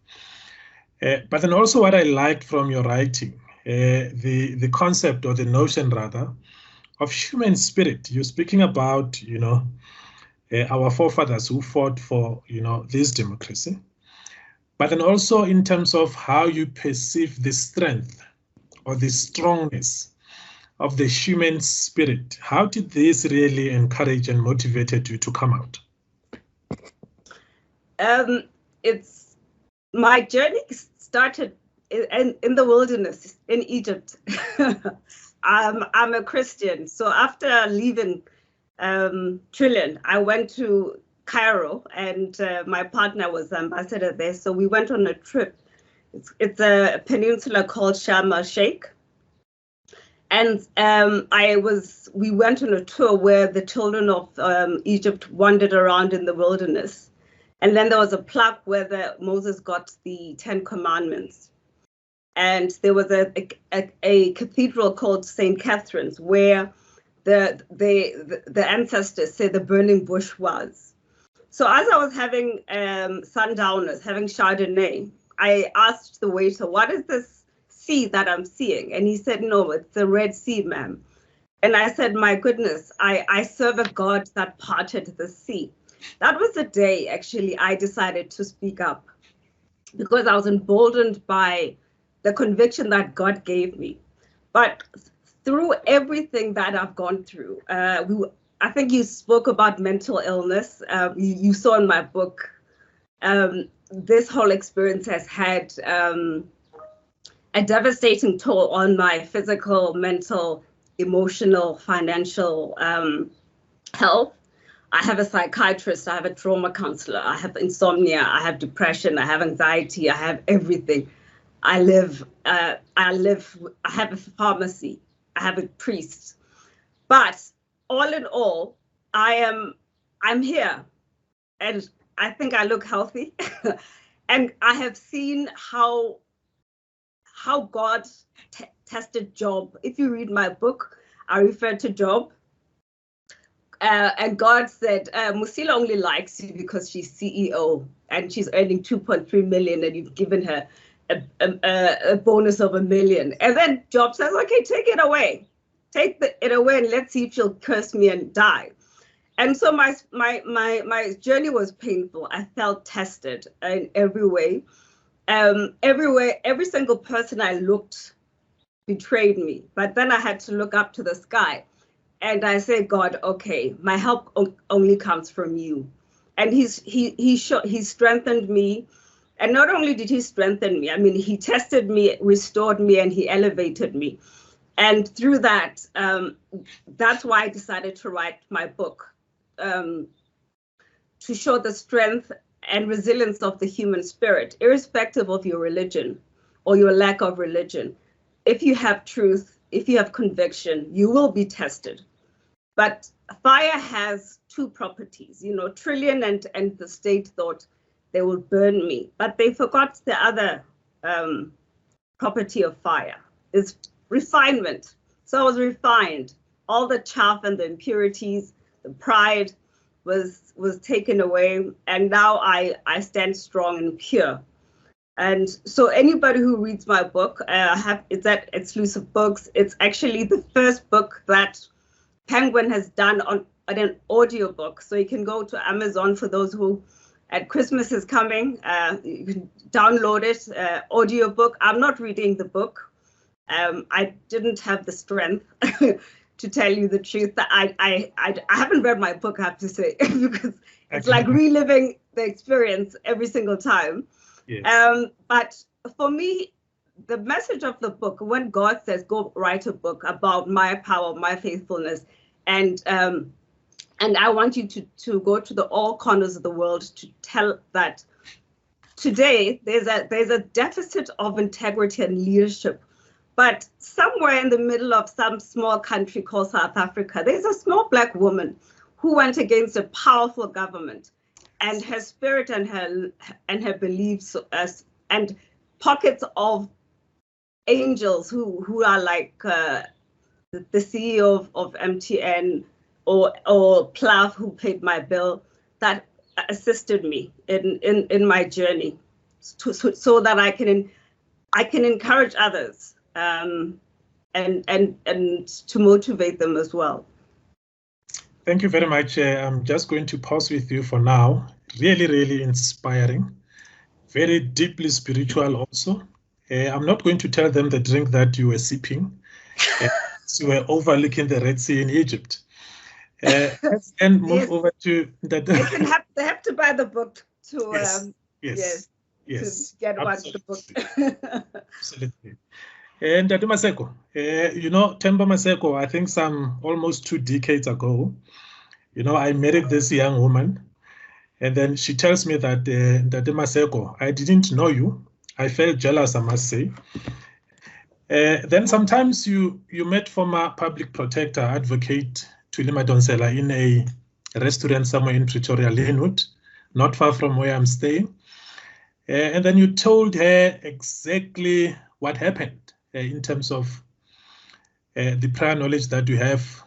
Former President Jacob Zuma was going to hire the finance minister, Nhlanhla Nene. We know the story. And that happened somewhere in December of 2015. Nenegate.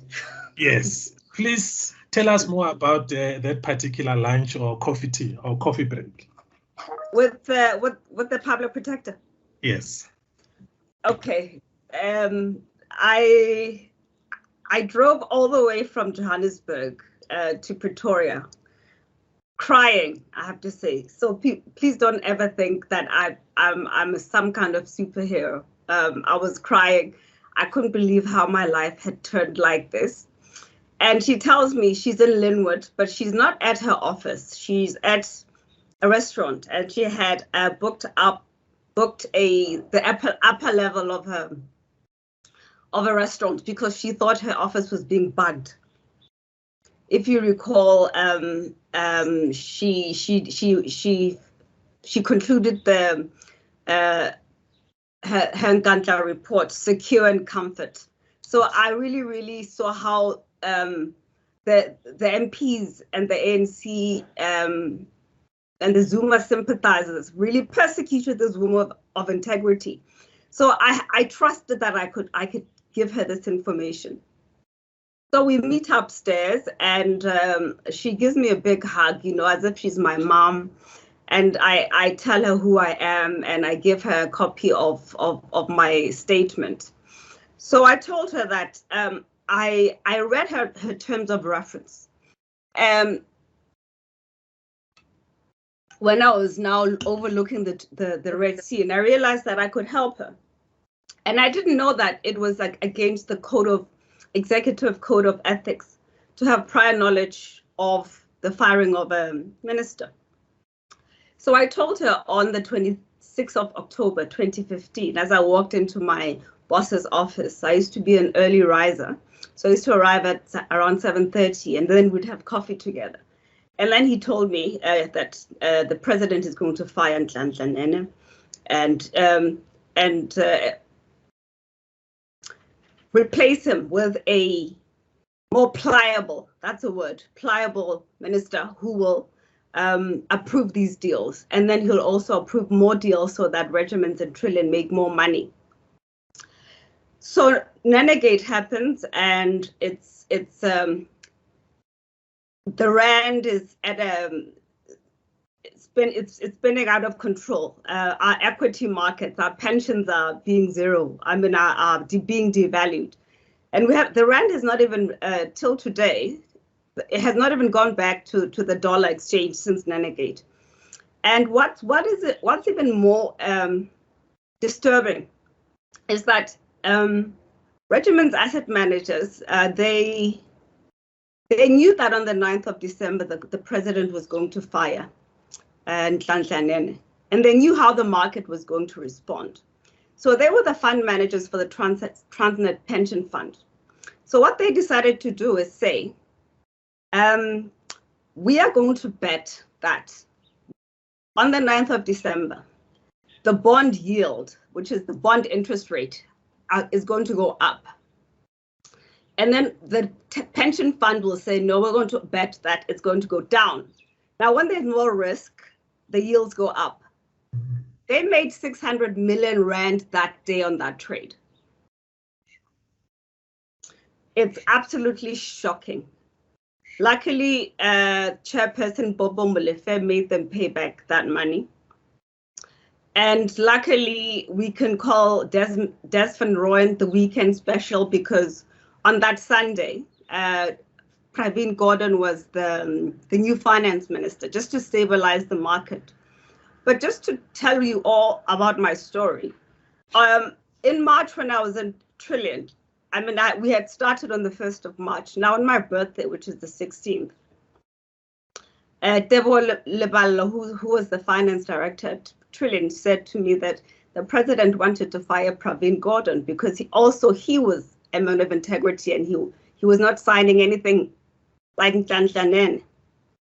And that was the same day that Jonas, Cebisi Jonas, had that press conference saying that the Guptas had offered him a bribe if he worked with them, a cash bribe, I recall, of 600,000 rand in a sports bag or something, and 600 million rand if he worked with them.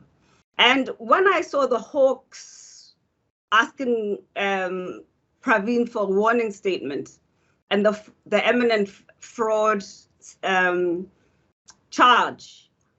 I knew that this was fabricated so that he can step aside and so that the president can get a new finance minister.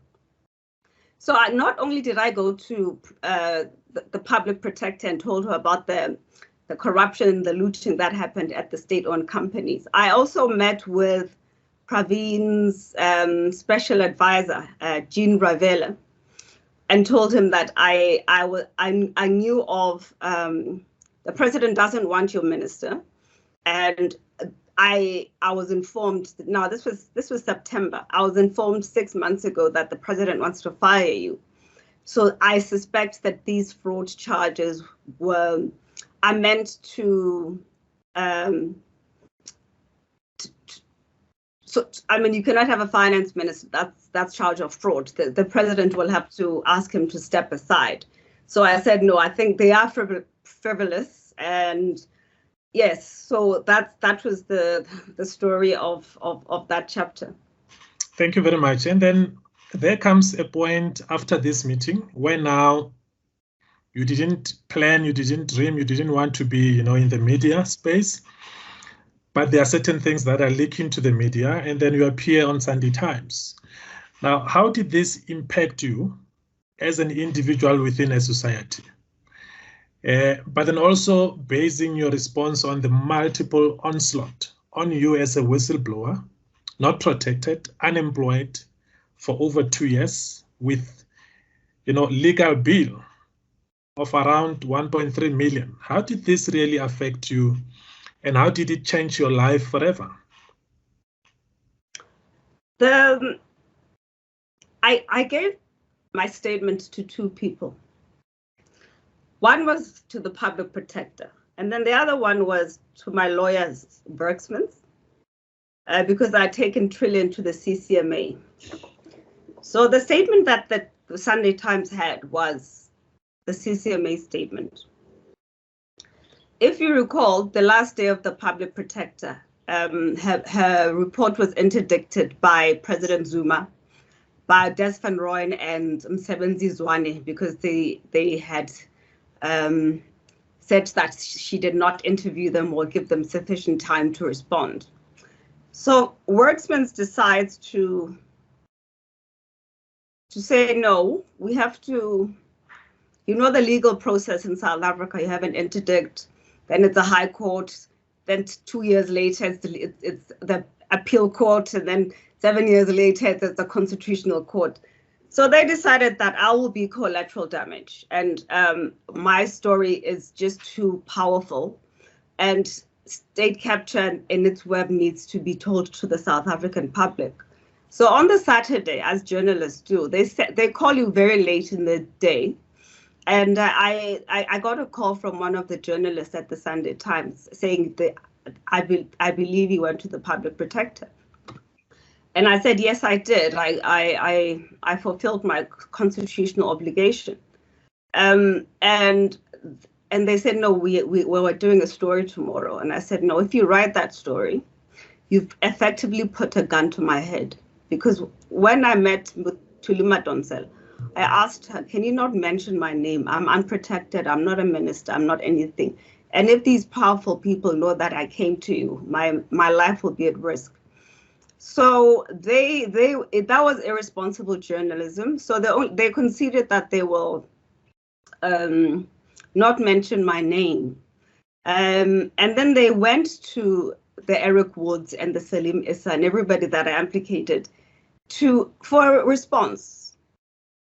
And of course, they called me a liar and a thief, and they said I'm disgruntled ex-employee who tried to extort money. And when I didn't get my money, I made up this conspiracy against them. That the journalists could prove. Decided to quote in its entirety, but they didn't quote me.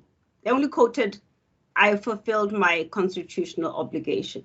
They didn't quote, if you print this story, you're going to put a gun to my head. That they didn't do. So that was my first introduction to And even though my name was not there, I mean, how many female CEOs were there at Trillion Financial Advisory? And how many people did Eric Wood tell on that specific day that Nhlanhla was going to be fired? So, but I have to say, then the media saw that, no, I'm on the right side of history. So they saw that Trillion was using lawfare as a weapon. I mean, even the Hawk said, we have instructions from upstairs to take this further, to expedite it because of who these people are and their political connections. And she wrote an article, Jessica Behosenholt, How to Bleed a Whistleblower Dry, because she saw that Trillion was suing me on a civil side and on a criminal side. And it was all frivolous. And it was that article now that attracted Plath to contact her, to contact me, so that they can assist me with my legal bill. But I have to say that South Africa, it's a travesty that till this day, I still depend on Plath to support me. And we like to say African solutions for African problems. No, you don't mean it. And all of that made me lose my faith in humanity. The fact that it was like karma is upside down. When you do good, good is supposed to come to you. When you do bad, bad is supposed to come.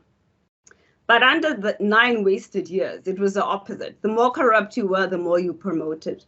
And you see that the only cases that the Hawks were busy with and the NPAs are the so-called rogue units and mine. That's it, nobody else. So I mean, it affected me mentally. I grew more and more isolated. I couldn't, my life was just, it just made no sense. I was angry with God. I was sleeping all the time. I was drinking to numb my pain. And I was an enemy of the state, and I just couldn't understand. And I said, there are 60 million people in this country, and there is no one, not one single person who says, come, let me help you, you know? Even when I went to Parliament on the ESCOM inquiry, and I remember the chairperson was Ranchu. She asked me if I'm working. I said, no, I'm not working. It's been 18 months, and unfortunately, corporates fear, they call me a politically exposed person. They doubt my integrity. Others were even frank to say, we have contracts with government. So if the government hears that we've been hired, they might take away our revenue. So we can't. And South Africa was hashtag hire Musilo. And I said, is that our new revolutionaries on Twitter? Can I pay a bill with a hashtag? So nobody even came to my aid. No corporate said, no, we'll hire you. It was only when, I mean, right now, I was just a walking affidavit. I had to go to Parliament. The FBI came to interview me because when you now exchange profits of, money, stolen money, proceeds of crime into dollars, it becomes an American jurisdiction. So the FBI came. I had to go to the embassy and tell them about Trillion and the money flows and Salim Issa, and it was so soul destroying to think an American system has come all the way to South Africa, but I'm still a suspect and an enemy of my state that I tried to protect. So you say, how did this? No, it was. I mean, it was emotionally, financially, psychologically draining. I mean, I started shaking and twitching, and I had a nervous breakdown. I was hospitalized. I will never. My short-term memory is awful because of the trauma. It's been. I still suffer till today. I mean, just like yesterday, I'd forgotten to refill my sleeping pills. I was up for 24 hours. I didn't sleep. I couldn't sleep. So it has not been easy, but it has been worth it. But I have to say, I went to the Zondo Commission in December and January, and I did ask him to make several recommendations in his report. All of us, in terms of the people that came forward, we're either jobless, we have suffered some kind of financial detriment. Temba Maseko, my colleague, I'm not sure if he's on now, he hasn't worked for about 11 years. I hadn't worked for 2 years, and then I was at MTN on a contract which was like 6 months, 3 months, 6 months. So it was never ever permanent. And Cynthia, who went against Dudu Mwene at SAA, she's not working. Bianca Goodson, my colleague, she's not working. I think there was the chief of procurement at SAA. I remember when he was at the Zondo Commission, he said that the auctioning of his bond, his house tomorrow. So that is it's a travesty. It's a mark of shame actually to South Africans, to tell you the truth. So I asked him, we need a fund to restore us. And I remember the deputy justice, the deputy finance, no, the deputy minister of justice, when they reviewed the PDA, they said no. The parliamentarians decided no, they won't reward whistleblowers, and I said, but you have absolutely no idea of the realization of what happens to a whistleblower. So I asked the commission to review that legislation, have other legislation, maybe even have a Chapter 9 institution where there are lawyers there. There's a fund there so that when you decide to stand up for your country, you don't lose your livelihood. And many of us have lost our livelihoods.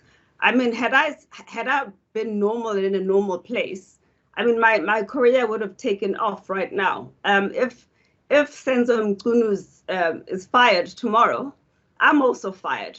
So and I know that nobody else is going to hire me after that, because it's still a scarlet letter on our back. But remember, corruption it's like dancing. It's a two-way street. You can't have. Government is the largest procurer of of goods and services. So there's always a private person on the other side. So it takes two to tango. And so I'm sure these corporates are thinking, no, we also have some dirty linen, and we don't want this lady to expose us. So it's quite disappointing. One other whistleblower from Bain, he's applying to move to another country because he's been ostracized. I say that we're treated like lepers. I say in my book, I make many mentions of, especially the Old Testament. That's where there's just lamentations. Yeah, like we're lepers. Ancient cities used to build fortified walls so that the enemy so that they will not get invaded. But the persons non grata were also outside the city walls, the thieves and whatever. But lepers were also there. And that's how South Africa treats us. They, irrespective of whether it's civil society or it's corporate, it's government, it's even your friends, they start walking the other way when they see you because they don't want to be associated with you. But I mean, I've been talking for the last 4 years and nothing's changed. But I live in hope. I really do. That my fight was not in vain, and it'll bring around a little bit of a different conversation, and not just a conversation. That something would really change. Okay. I'm just going to allow you to take a break and just maybe get some water as you continue to do. I see a hand, Meki Tumetse. Is this a new hand or a legacy hand? It's a new hand, Prof. Sorry. I just wanted to ask Mayor to please, if possible, give us Themba Maseko's number. It looks like the organizers only had his email and he's not responding on email. So we're just trying to make use of all the avenues to get hold of him. Okay, thank you very much for the efforts. Greatly appreciated. How does she want it? Like, should I tell her now? Or shall I shall I tell you the number now? Or do you want me to email it to you? You can email to the email that we were communicating, Maya, the one that was sending you the link. Okay, I'll do that. Okay. Okay, I think whilst May is doing that, what I'm just going to do now is to also, consistent with what we have just said, because I wanted also us to dwell into and perhaps focus on the protection of whistleblowers, because we see that in terms of the regulatory framework, we know that you also called for amendments to the Protection Disclosures Act. But we have seen recently, a notable example. I think the first one is that of Dr. Paul Theron, the prison doctor who exposed poor health conditions at Paulsmoor Prison in the Western Cape.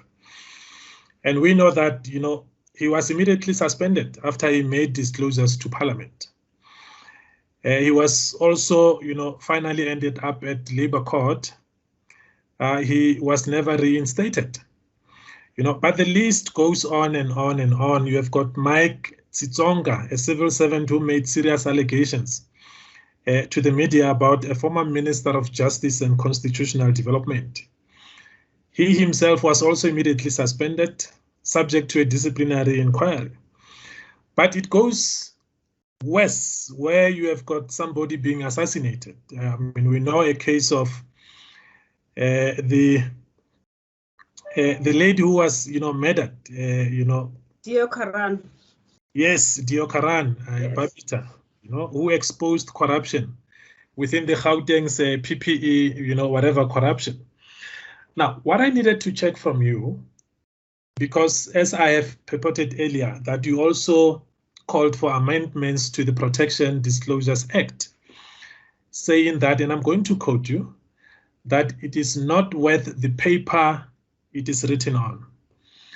Now, how will this beautiful book, heavily loaded with content and facts, by the way, evidence-based, researched, how will this book drive and perhaps reposition the legislative regulatory framework to a point where more citizens will choose to become whistleblowers on corruption and irregularities?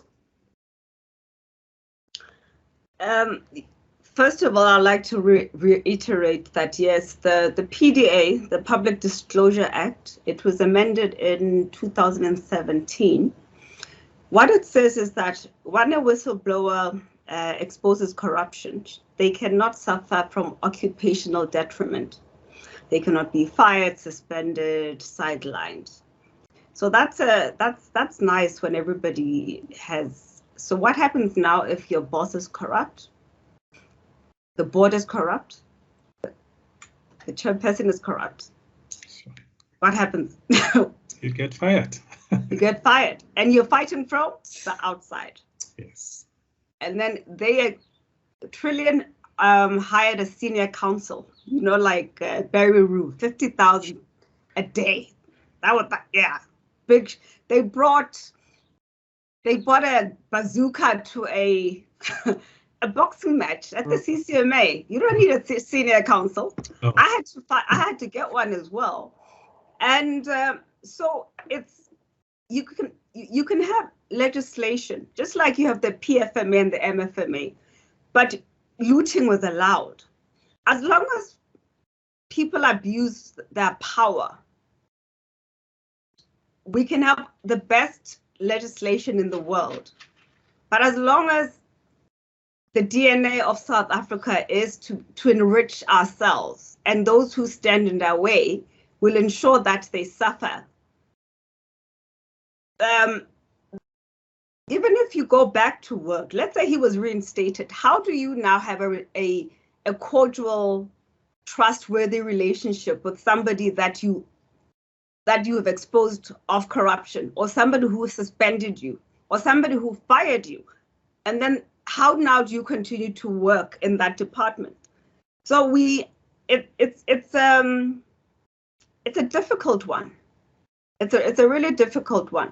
But I mean, you look at, here's an example of what went wrong with Sylvia Stimpel from SAA.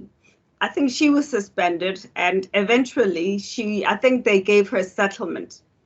But that settlement probably went to the lawyers. I'm sure, it went to the lawyers. And now she can't get a job, and she's decided to take another career path.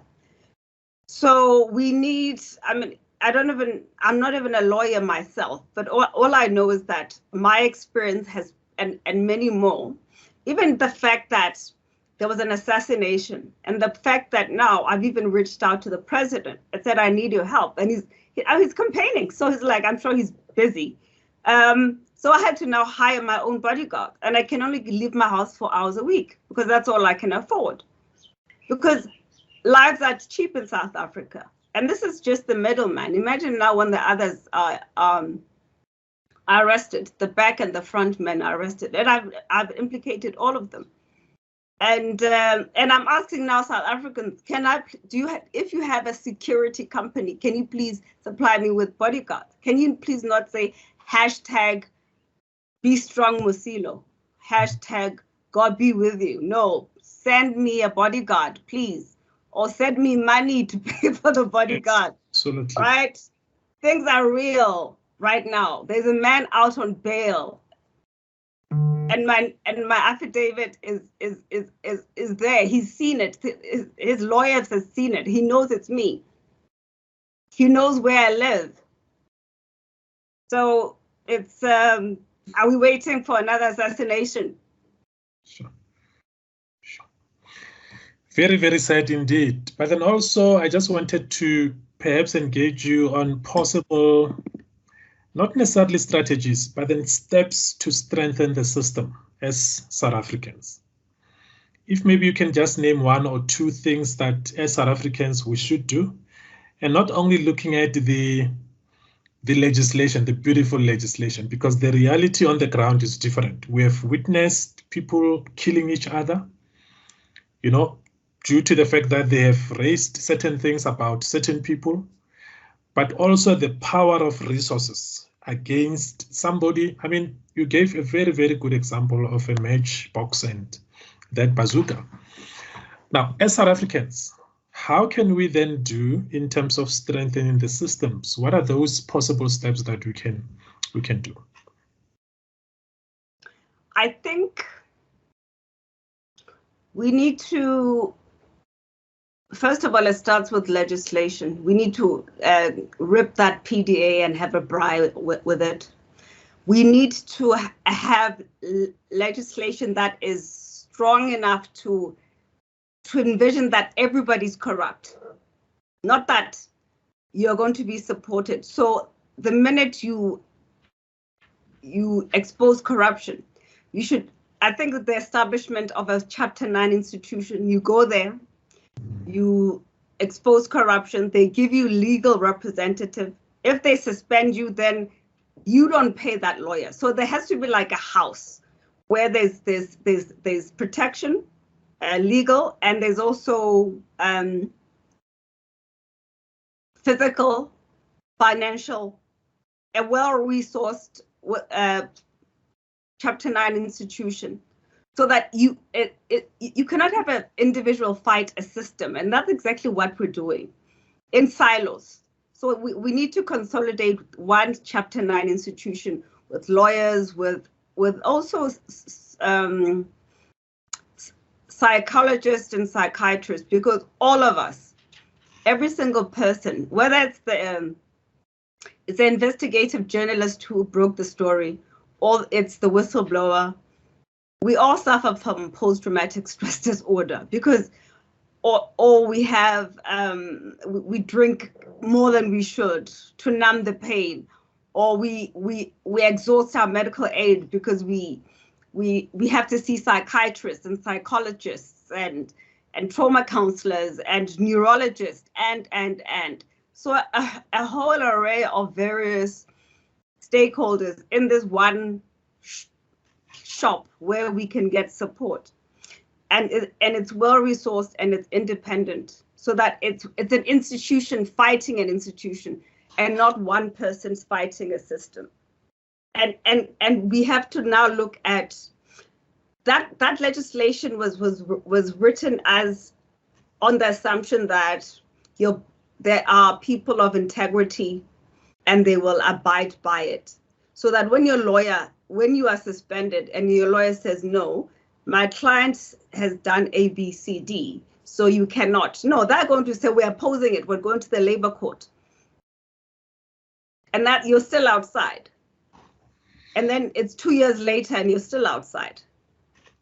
Yeah, it's really terrible. But then thank you very much for that particular response. What I'm going to do as the facilitator, I'm just going to take advantage of giving only maximum three, from the audience in terms of very clear questions. But before we get into that, I also know that you were planning to, establish your own foundation.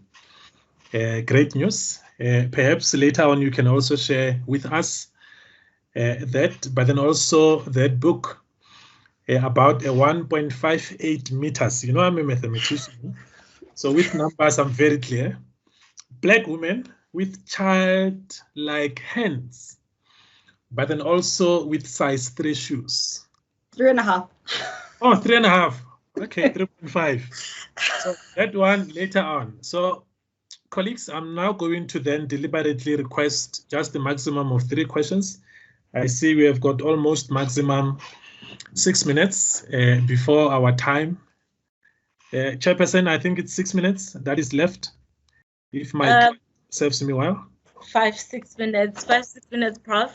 And then maybe we can just, like you were saying, take the opportunity that our second author has not, arrived, and then we can maybe take this opportunity to engage for a little bit longer. Before then, can I quote? Yes, please go your ahead. Favorite paragraph, page 93.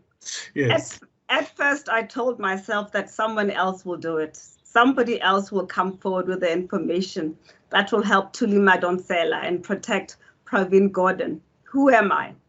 I have no influence. I have no ANC credentials. I'm not a minister. I was not born into a family of wealth and influence. Like Moses asked, who am I that I should go? I thought, I am just a 1 meter 58 centimeter black woman with size 3.5 shoes and childlike hands. Believe me, I didn't want to get involved, but I was involved. In fact, I could face jail time for what I had unwittingly been part of. Trillion.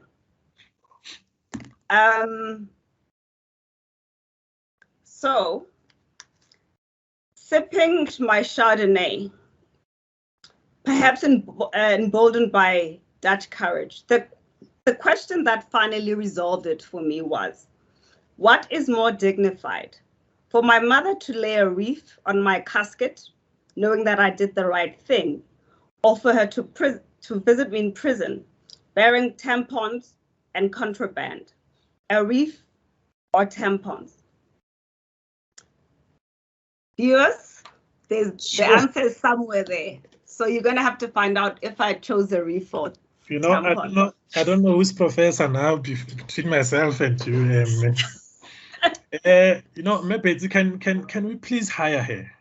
I think we've got a couple of positions there. I think she will be a very, very, and then we give her, what do you call it? These PhDs that are honored without doing it. Oh yes, honorary. Yes, please. Yes. Please, thank you. Please, I need to be Dr. I think on behalf of the library, on behalf of CUT Library, maybe we have to push for that. I mean, this is powerful. Sure. Absolutely, I agree with you. And then Zaid Sumda from on his Twitter page. Yeah. I mean, this is a legendary giant. Yeah. He says on Twitter, reef or tampons. Wow. and then he says something about Happy Mother's Day. And then I said, I chose the reef.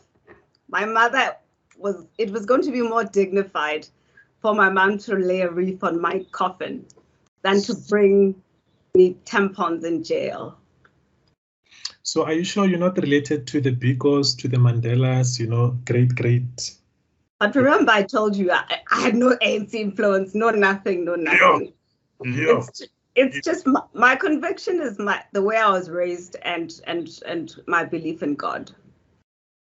We thank your parents for this blessing. We really do. Thank you. I'm now going to open a platform for questions, colleagues, and I've made that dance. I can't dance, but I'm celebrating because we are given more time and more space. Any taker? I don't see hands. Chairperson, are you going to assist me in that? Yes, I am watching, and there we have Monde. Thanks, Chairperson, and I just want to. I have this one question that I want to pose. I'm not sure if I think she has already answered it partly towards the end. I wanted to find out about the support from the family and friends throughout this journey. Because I'm just imagining it like once people start to hear these stories and you get labels and some people don't want to be associated with you, they start to move away from you. How has it been when it comes to family and your friends? Thank you. Thank you for that question. When I decided to go to Thuli Madonsela and Pravin Gordon, I did it with in secret. Only me and my former life partner knew about it. Because I knew my family were going to say, no. It's going to put your life at risk. They were going to convince me otherwise. So I made that decision independently. It was only when my statement was on the cover of Sunday Times, a month after my revelations to Thuli Madonsela, that I had to sit them down. This was my siblings. I've got a younger brother and an older sister. I had to sit them down and told them what I did. And they said, look what you've done now. Why did you believe in this institution? You put yourself at risk. We wish you had not done that. And I said, no, I was raised to always stand up for integrity, irrespective of what it costs me. So they couldn't, it was another world, I would say. They'll call me and find out how I was. We decided to protect my mom from it also. She had no idea. She only knew about me because I had to go to Parliament. So if the Sunday Times expose came out in October 2016, only when I went to Parliament on the 31st of October 2017, that my brother had to sit her down and tell her, your daughter has not been working for ABCD months, and she's going to Parliament. And then my mom's like, no, what's going to happen? What's going to happen? And then my mom asked my brother, but why did she do that? And then my brother said, no, because that's how you raised her. I wish I had told my mother earlier, because she has been my strength and pillar. She's a prayer warrior. In terms of my friends, I did pull back a bit because I felt they lacked empathy and they lacked kindness.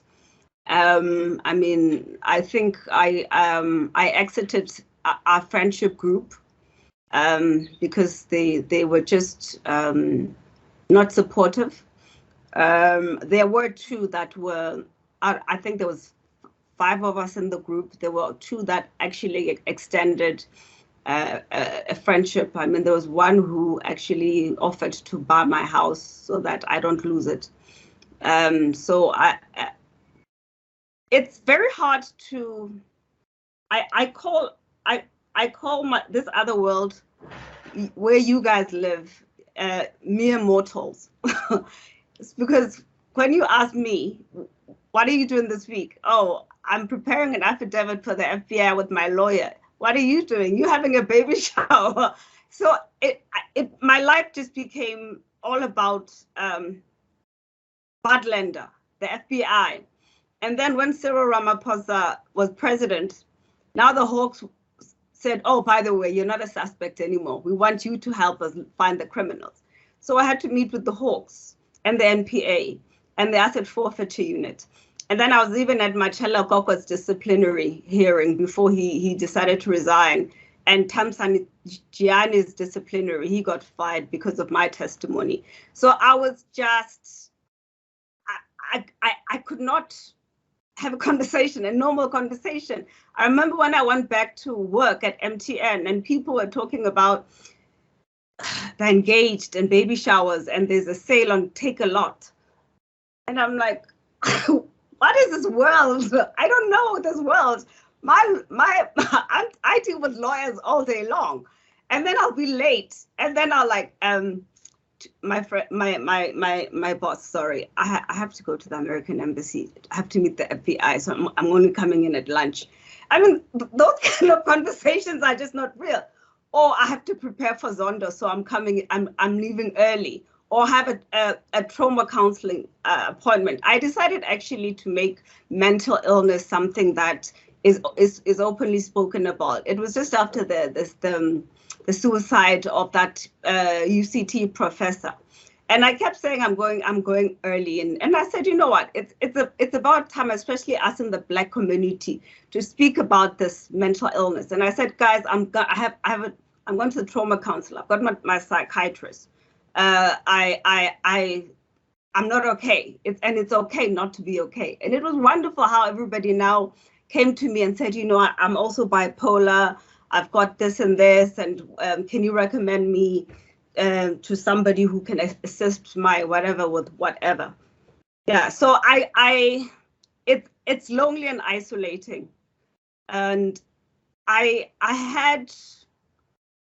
Ivan Pillay, the rogue guys, they took me on and adopted me as their little sister because they knew that once you decide to go public, your life is never the same. And we don't talk about birthday parties and baby showers and everything. Can I interrupt you just for a second? No problem. I see Mepeti's hand is up. I'm hoping that she has maybe some. Okay. You know, I once attended a breakfast that was hosted by Thuli Madonsela. And one of the things that he talked to us about when she was explaining what ethical leadership is, she said to us, you know, ethical leadership is knowing what is right, doing what is right, and encouraging other people to do what is right. She also said the other side of the coin is also true, that ethical leadership is knowing what is wrong, avoiding doing what is wrong, and encouraging people not to do what is wrong. So I'm sitting here, I'm thinking, you know, I'm wondering, what can we do about this? Is there anything as citizens that we can do to encourage, to create awareness? on your life story, your adversity, and how can you turn it around so that it works for you. And I'm wondering if you are still alive, they haven't been able to do anything to you.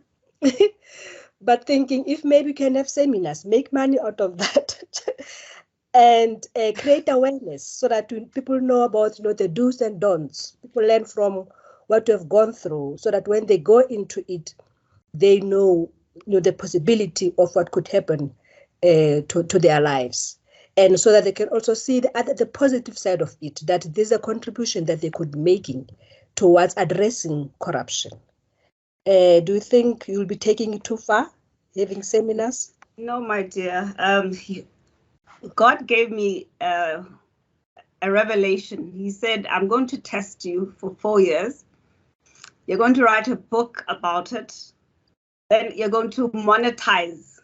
Dear, I charge like 50,000 Rand for an hour or 0 per hour at seminars, depending on the institution's budget. But I never say no to an institution if they don't have the budget, because I want to spread the word. Yeah, so I have had, like last month, I had the CICA, the Institute of Chartered Accountant. It was a P thing one. I had Liberty, it was APSA, and then the Institute of Forensic Commercial whatever. So, and I've had an array of institutions, whether fee paying or not. So that is now part of my journey, is to spread the word. I've been invited to Yale University and Oxford as well. So it's we're even going further. But I just wanted to quote something in 200. So I said, I wrote this book to tell my story, to reveal the effects of state capture on ordinary people, and to draw attention to the role of the whistleblower and danger and devastation we face. I also want to empower and encourage anyone who's going through what it feels to be an insurmountable challenge, whether it's illness or divorce or death or something else entirely. Know that the human spirit is resilient. My own spirit withstood betrayal and fear and criminal charges and near bankruptcy. There were times I prayed for death and peace, times when I could have cracked, when I thought I would, but I didn't. I kept my faith and I made it through. I fought hard and refused to let them take my mental and physical health from me. If you have faith and you stay in your course, you will triumph. So yes, dear, that's happening. I mean, I've even had 2 people who want to buy my movie rights. I mean, that's how crazy my life is right now. So I told them, yeah, I still have my movie rights. I will discuss that next year maybe, because the book has had a overwhelming success, and I also wanted to write a book about my experience as a Black woman. I had several authors saying they want to write my book. I said, no, I don't want you to write my book. We need to start a culture of Black people telling our own stories. Yes. And even having me on the cover, I had to fight with Penguin just to have my face on the cover, because they feared that maybe having a Black woman would reduce the sales. And I said, no, I need people to look into my eyes and see this is, and look into my soul and say, I've gone through this. And people are like, you're not smiling. I said, no, there's nothing to smile about. But I have to say, how many more minutes do we have? I think roughly you've got quarter of an hour, approximately. Okay. Yes. So I just want to say that the next chapter, I've been invited to the Western Treasury, and they're having their first ethical seminar. So they've ordered 100 of my books, and they've asked me if I can quote them on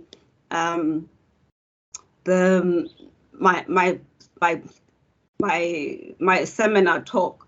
So I